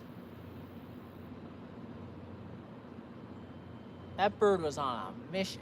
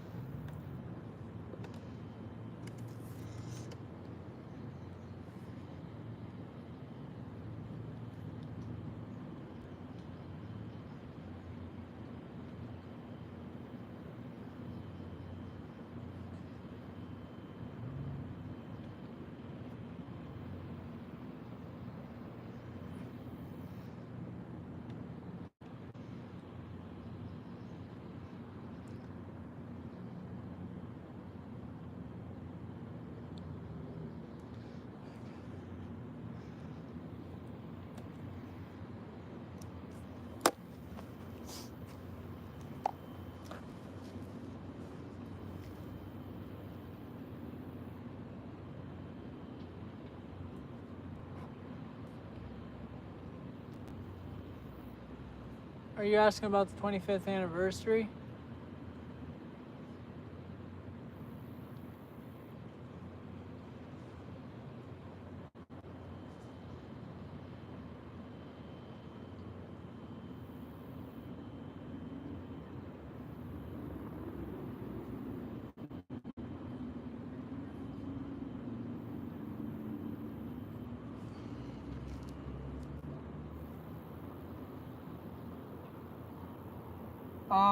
If Trainfan is talking about the same train that Staple Sub Customs was on a grain train, I guess.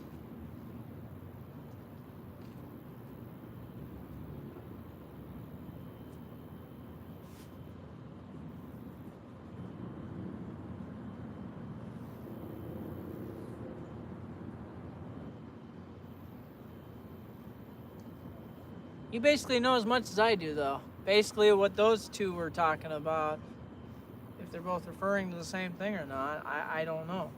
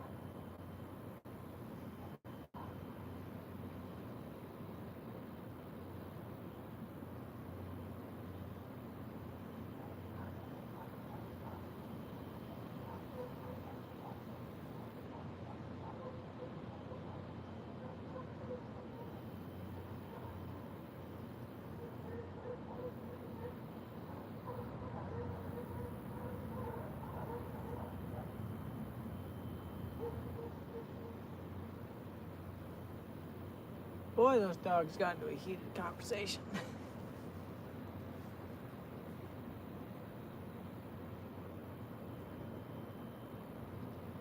Very opinionated.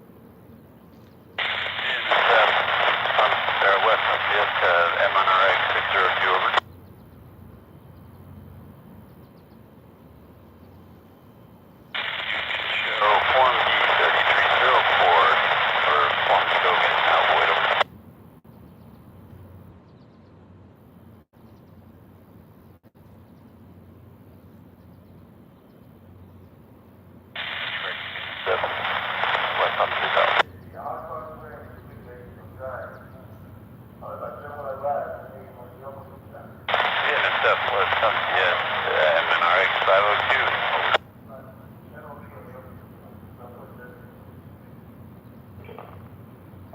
That is correct. Thanks, over.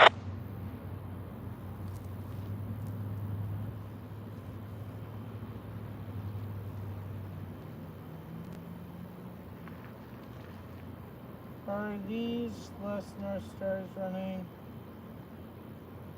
Because it's Friday. I don't know. To my knowledge, they just run by 4 times. Every Friday I've been here. I don't know about during the week, though. I don't know how they run them throughout the week.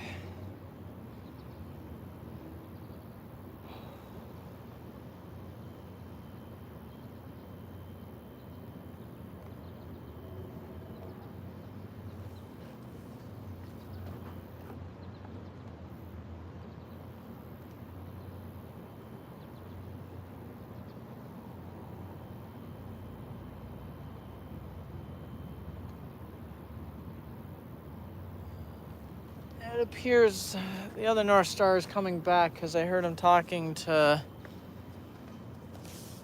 MNRX or whatever, I think that's what he called it. 6 something and then 5 something. So I assume the 6 something is the one that's coming, going east. I would assume. Hi. Same basic idea? Yeah. Hasn't been a whole lot of train action though. Yeah, I mean, sometimes, usually this one, the bit, I think this is their northern transcon. Usually I see a lot of trains, but I guess it can come and go. Yeah, well, there's been some track work and stuff going on. When I first got here, there were these guys that were doing some stuff at the signals, pounding some stuff down. Did get one of the North Star trains at Fridley Oh, nice. with one of those new apartment buildings in the background. Oh, nice. I think when I was last there a couple years ago or whenever there, I don't remember anything being there at all. It's cool to get pictures of like when there's not It's stuff one of the things around. I like doing. Hmm? It's one of the things I like doing. Yeah. And actually, I'm out here for a couple days looking at possible property to buy. And one of the things, one of the things I was hoping to do was something that was fronting right on the rail line, so I could sit back on the deck and watch. And then just watch them roll on by. Somewhere around Clear Lake, although I'm not sure if that will work out. But I did find a couple possible properties down in Red Wing I might be interested. Okay. I mean, in terms of the house itself, that would be nearly ideal, even if although they're not in sight of the tracks at all. They're a couple miles away, but they're fairly close to. Close enough you can. Fairly close to downtown Red Wing, and then it's just a short drive across the river to, I think, Hager City, and that's where this line runs. Yep. Yeah, this can be pretty busy. I was here last Friday because I usually come here and do a live stream, you know, pretty often. And I'm actually doing one right now because I do YouTube videos and then. Yeah, I occasionally watch for YouTube on. Most often, I kind of like these traffic things, accidents or close calls or traffic instant karma. Oh. Somebody commits a flagrant violation, and whoops, there's a cop right there to see it. I sort of had a. Right with my realtor contact out here, and I was telling about an accident. This was in New Jersey almost 40 years ago.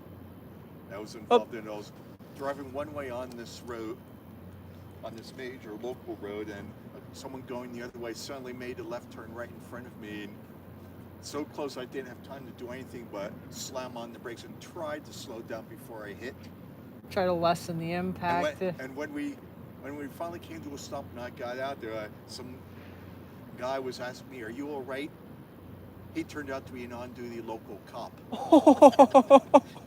That works out perfect. Sometimes I've had a few occasions when I kind of wish there was not a cop was, not around, and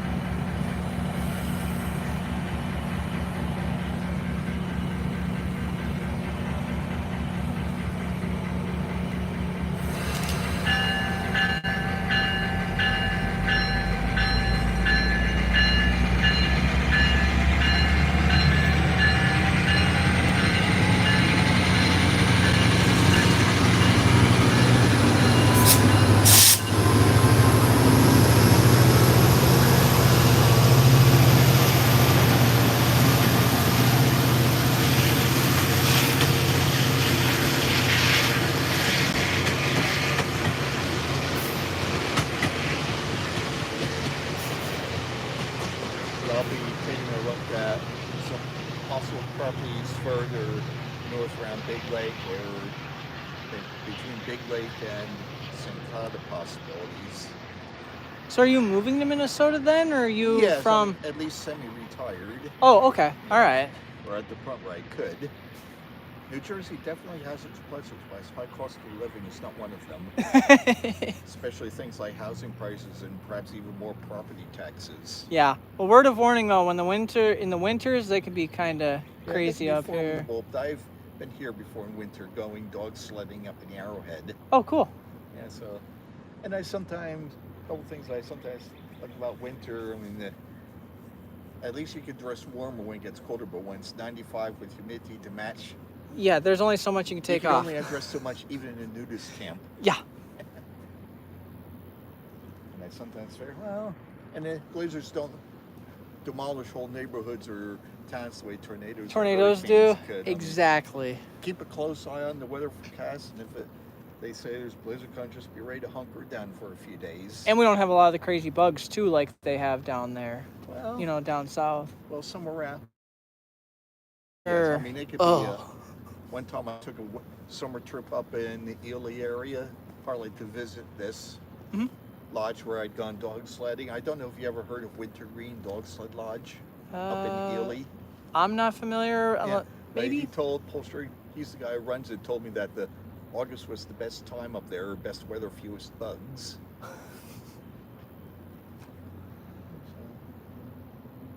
I think that green signal, by the way, is for the other North Star, 'cause the dispatcher was talking to another one. Oh yeah, I think that's not for another hour or so. No, I think he might actually be on his way back, 'cause if he's got the green, then he's already routed to come back, because they just go up to Big Lake. Oh yes. And then they come back from Big Lake, because that's where they terminate them, is up in Big Lake. Yeah. So I caught it earlier going up. He went up, and then this one just went by, and the one that we just caught, he's going to go up to Big Lake, and then he's not coming back. But the one that went by an hour or so ago, he's going to come back, go back to Minneapolis, and then come back through here one more time. I think they have one train. I mean, at least now they have one train that kind of runs current. I mean, sort of does a reverse commute. I mean, I think it's 3 inbound, 1 out. I think that's how they do that. And 3 outbound, 1 inbound in the evening. I think that's how they do it. And then if there's, like, on the weekends, if there's a Twins game, they'll run a special one that day to take people down to the Twins Stadium. I saw that. I've seen that at a couple stations. Yep. Yeah, that's one way to do it. I mean, even if ridership never recovered from COVID, that's something that don't have to worry about downtown traffic or parking. Exactly. Just park at these, hop on the train. Just be sure that you... 30 minutes after the last out. Yes. Yeah, you have to be there, or else you're going to have to ride a bus, I think. Well, an expensive taxi ride or something. Yep.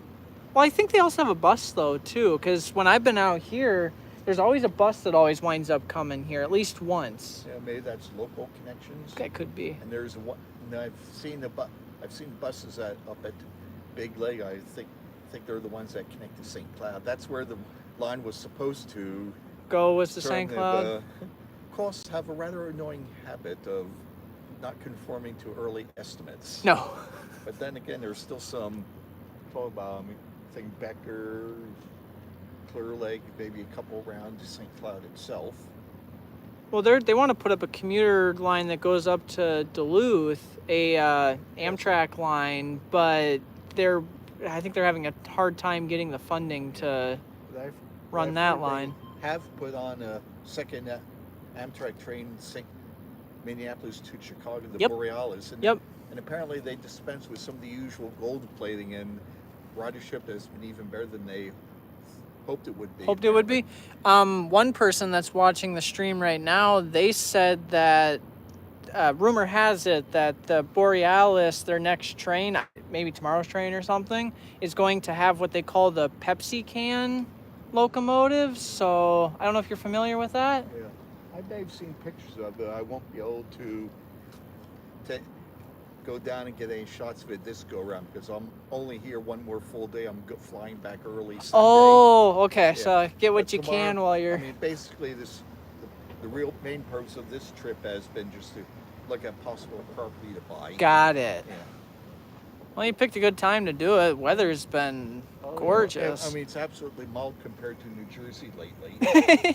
I mean, the heat and humidity have been brutal even by our local standards there.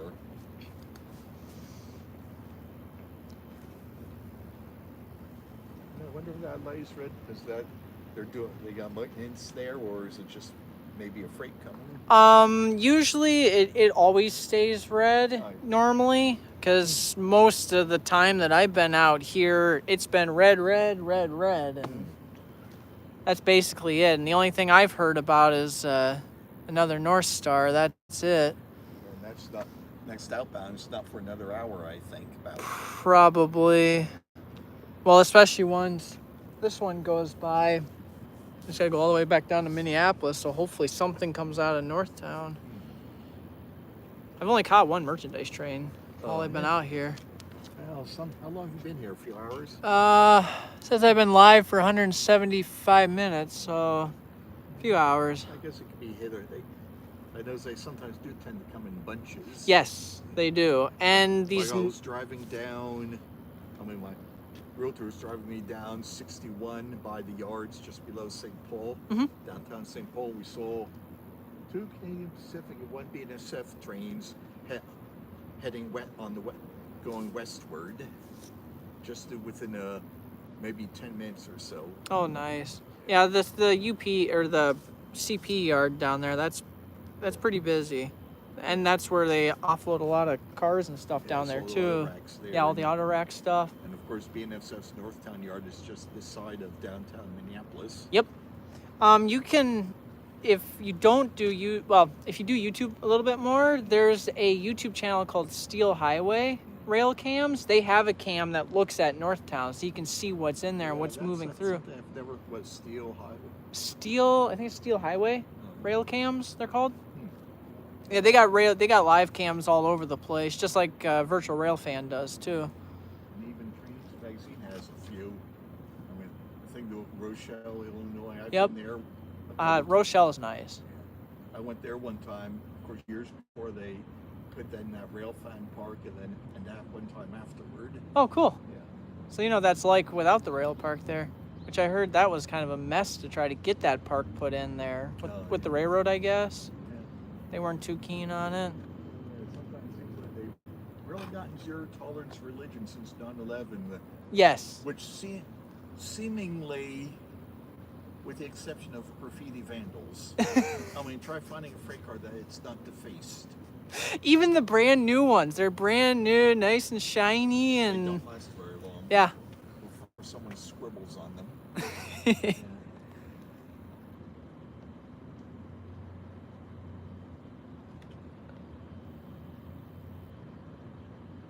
I got one person on here that says, I'm hungry for BNSF today because we're not catching a whole lot. I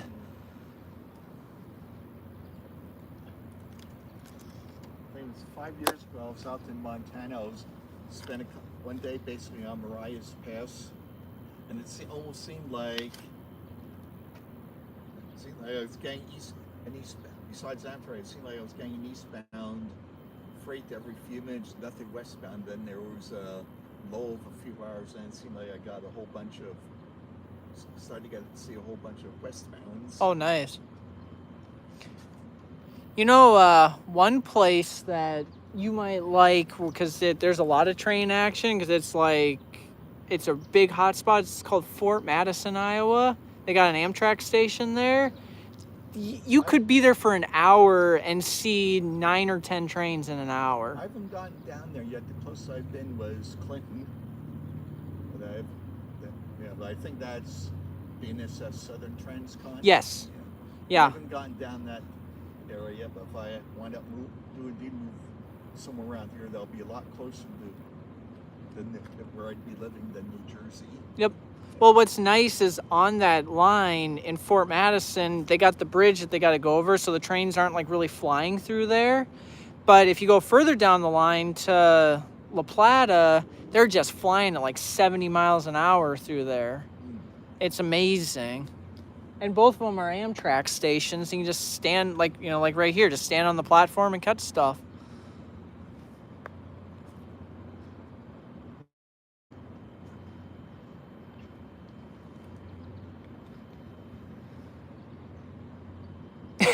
Yeah, one person, Carl on here says Fort Madison is a freight hotspot. And of course, the Union Pacific's triple track main is in class by itself. Yes, that it is. Even with fewer trains and even with fewer coal trains and other freights running, it's still.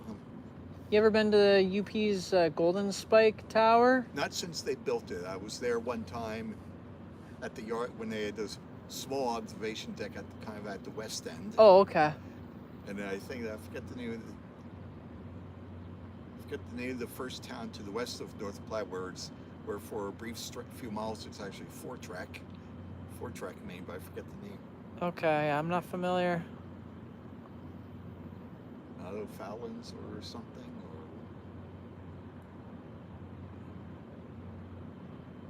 I don't know, nonetheless, that's a good place because there's a lot of action out there too. Out there in Nebraska, those trains fly out there. And about 20 years ago, I made 2 or 3 trips out to the Powder River Basin. It got, of course, cool. tons of trains there. Yeah, there's quite a few YouTube videos from out there. Yeah. Not quite as much traffic as there used to be, but still plenty. Mm-hmm. From what I've read. Depends on where they route the stuff. Well, I think UP trains go out the south end, but BNSF trains go both ways. Yep. So you could have loaded BNSF coal trains passing each other, going in opposite directions, but timetable-wise, they could be both eastbounds, or if they're empty, they could be both westbounds, heading to a mine for another load. Yep. If you go just west of Becker, you can catch quite a few coal trains that are going into Becker and coming out of Becker. Yeah, I've seen that one there, at least. No, I've glimpsed that power plant from a distance. I think I may have seen a train or two, I guess a couple of years ago, maybe, or whenever I was last up that way. Mm-hmm. There's also a scrap train that comes out of Becker, and it usually comes through here. Yeah, I think it may have been last year, because last year I was in St. Cloud for a convention. Mm-hmm. I don't know if you're in the Great Northern Railway Historical Society. Yeah, I'm part of that. Oh, cool. Yeah, so I made to last year's convention. You only said the second time. The first time was 30 years before in Fargo. Yeah, I was hope might be able to get to the one out, and they have their next convention out in Everett, Washington this year in September. I hope to make that, but I'm not totally sure. May have just too many things competing for my time and travel budget, but maybe. Only so much you can afford. Yeah. Do you ever go to train days down at Union Depot in St. Paul? I've never been here at the right time. Oh, yeah.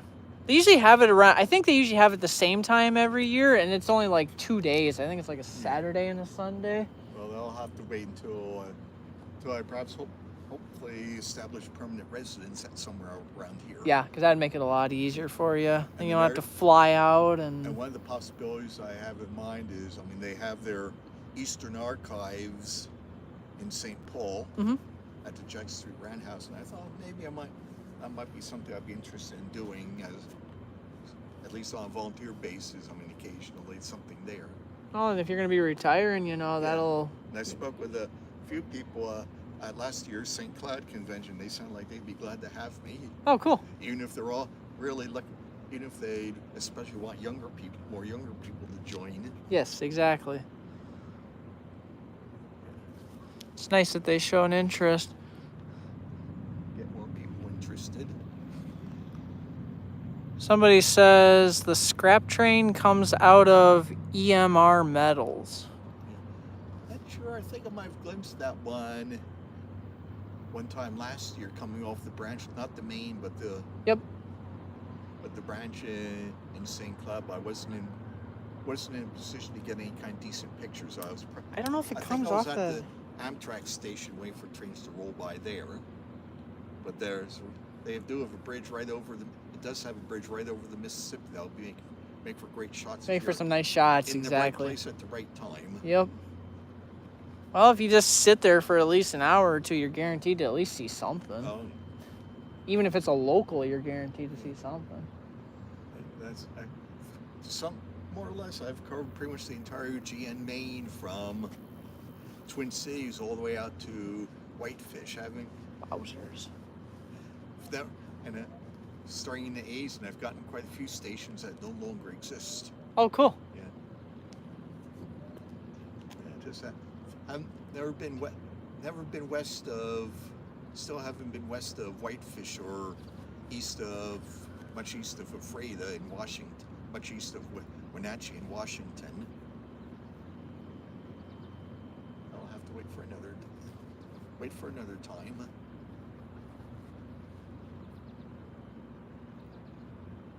Well, the pictures you get, do you post them anywhere? Occasionally well, a lot of them, of course, were ones that are pre-digital, but I've occasionally posted a few. Okay. Not a huge number, but some. Do you do it on any of the, like, the railroad groups at all? Because Minnesota, there's 2 railroad groups that people just post pictures from all over Minnesota that they take pictures on. You know, I'll probably learn more about them in good time, in due course.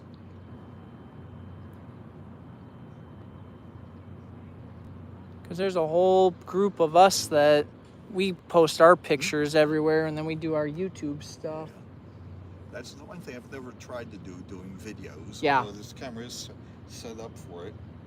Depends on, does it have a good autofocus, though? Because I'm assuming yours is a Canon, isn't it? Yes. Yeah.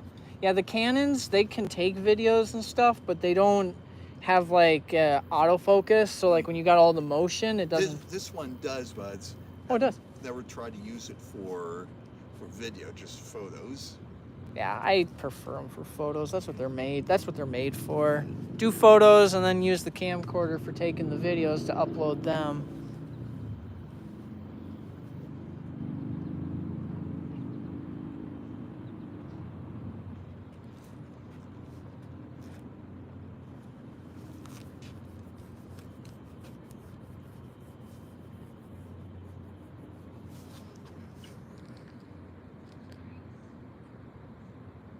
Galesburg Railroad Days is in June. That's good too.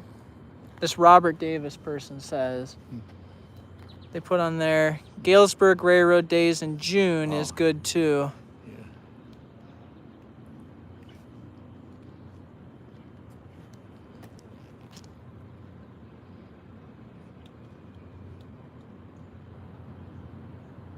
Yeah, these people on YouTube, they got some, when I do these live streams, they got some pretty good information to share. I got a guy that, I don't know if he's still on right now, that's, where's he from? Ireland, I think? There's a guy watching from Ireland. Had a guy from Europe that was watching one time too. But he only gets on so often because normally when I do live streams, they're He's usually asleep. sleeping over there. Yeah, it's about not sure 6 or 7 hour time difference between here and Dublin. Yep. Had a guy from Russia watch one time wow. too, and Germany. Where's another one? Someone watching from Africa, I think, if I remember correctly. Because I got 2,600 subscribers, so I got a pretty good following.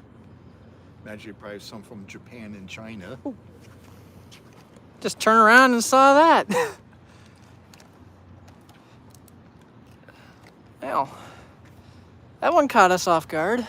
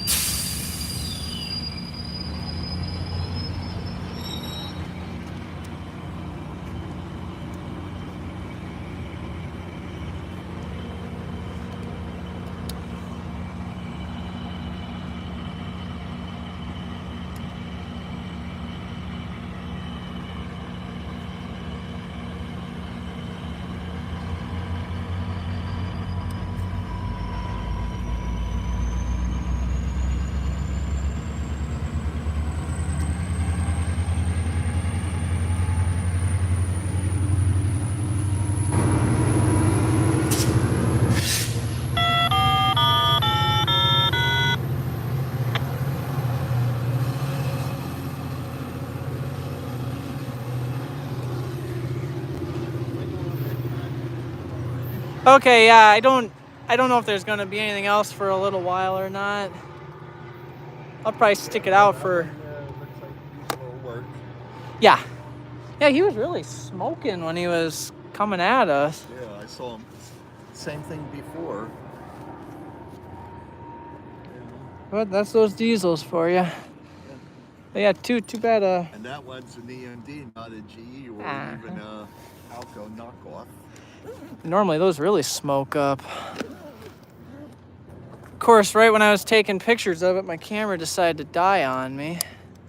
I've got one video, an older video of the action on here, I guess here on the old Lackawanna cut off line between Scranton and Binghamton, the early days of Conrail. Oh, cool. And they had the thing about where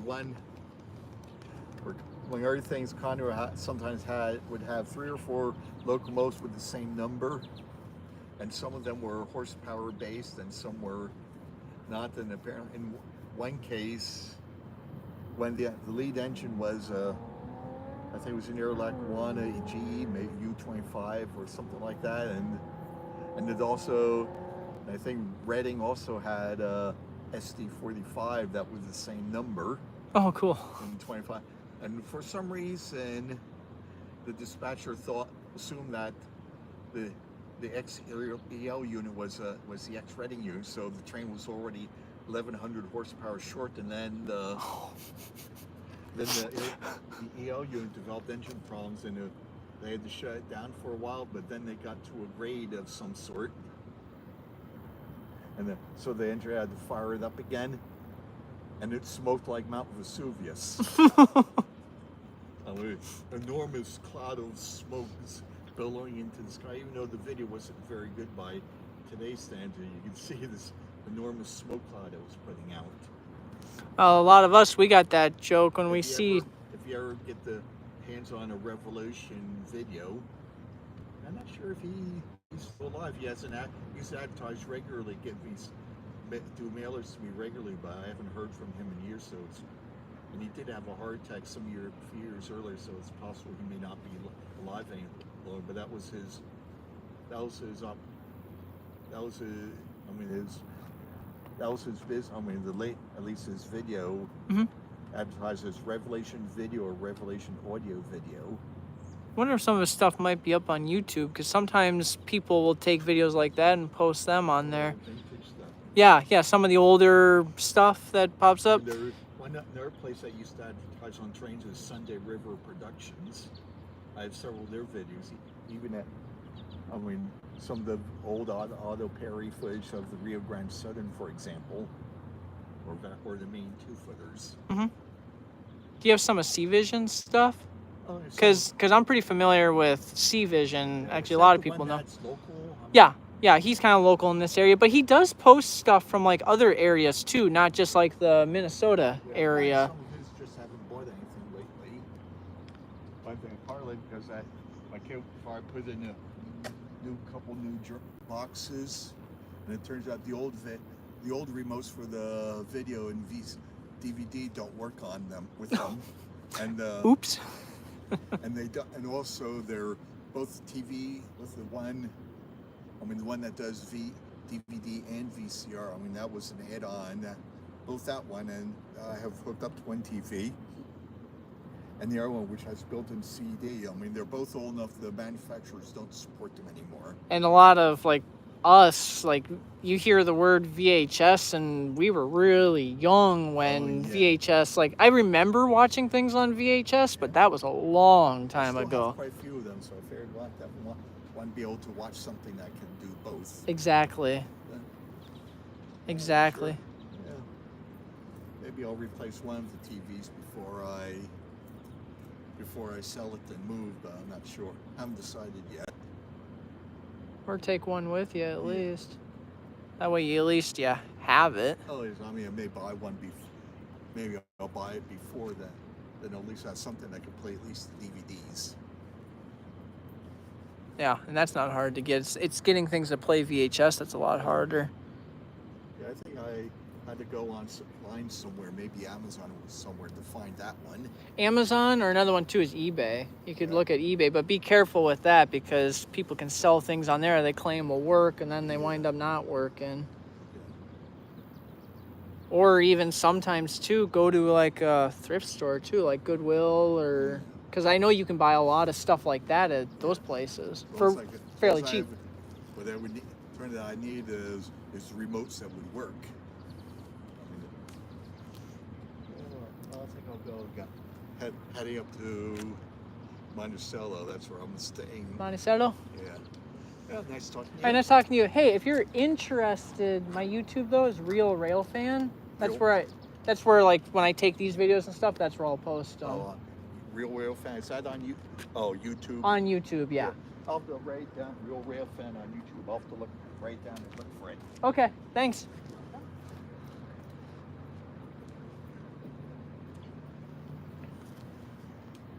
Oh, that was a nice guy.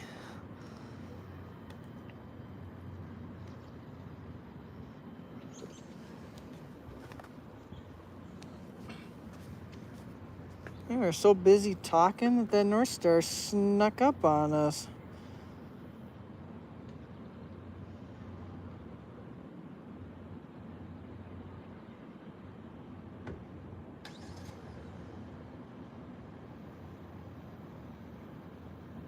I left for a while. Has anything good come through? No. 2 North Stars since that merchandise. So we've had, 3 North Stars since that merchandise.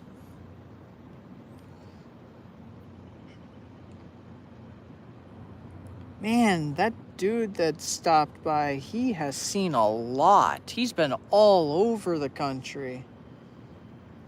And he's got like pictures and videos of like the classic stuff, like Chessie and all that stuff. I am very impressed.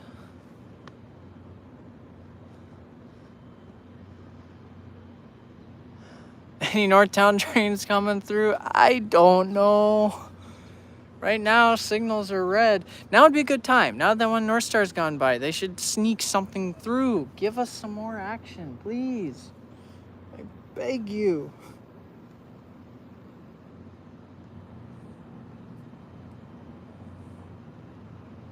It's turning out to be Dullville today. That guy showing up has been the most action we've had most of this time. I'm gonna go ahead, another North Star to my list.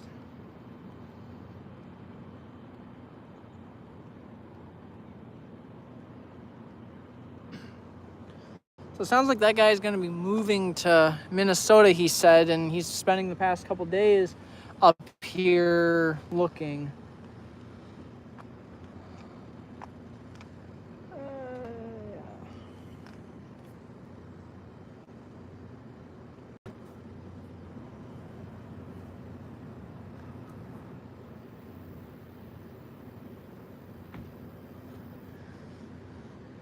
Hey, how you doing?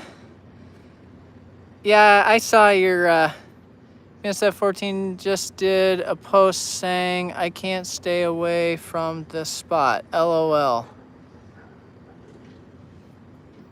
What spot can't? Oh, probably that area with the swampland. I'm doing good. Not much for action though.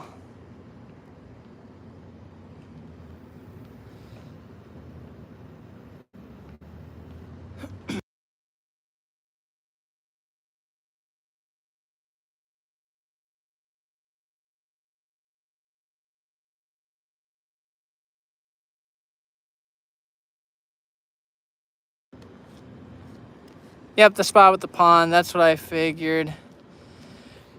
All right, guys, I think we're just going to end it here because there'll probably just be another North Star. I'm not hearing any chatter on the radio. And currently, nothing's routed through. So I think we're just going to end it. Today was not the most epic day. So tear down some of this stuff and then,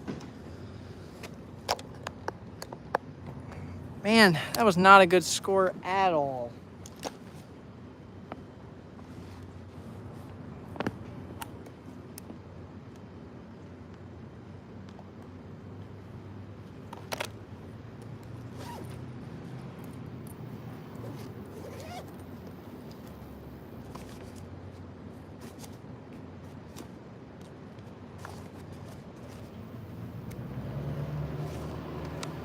Alright, thank you all very much for watching. Did Amtrak come by already? I don't know. Probably. Maybe. I don't know. I don't know much about Amtrak. Normally it's in the morning. Anyway, thank you all very much for watching. We'll catch y'all in the next one.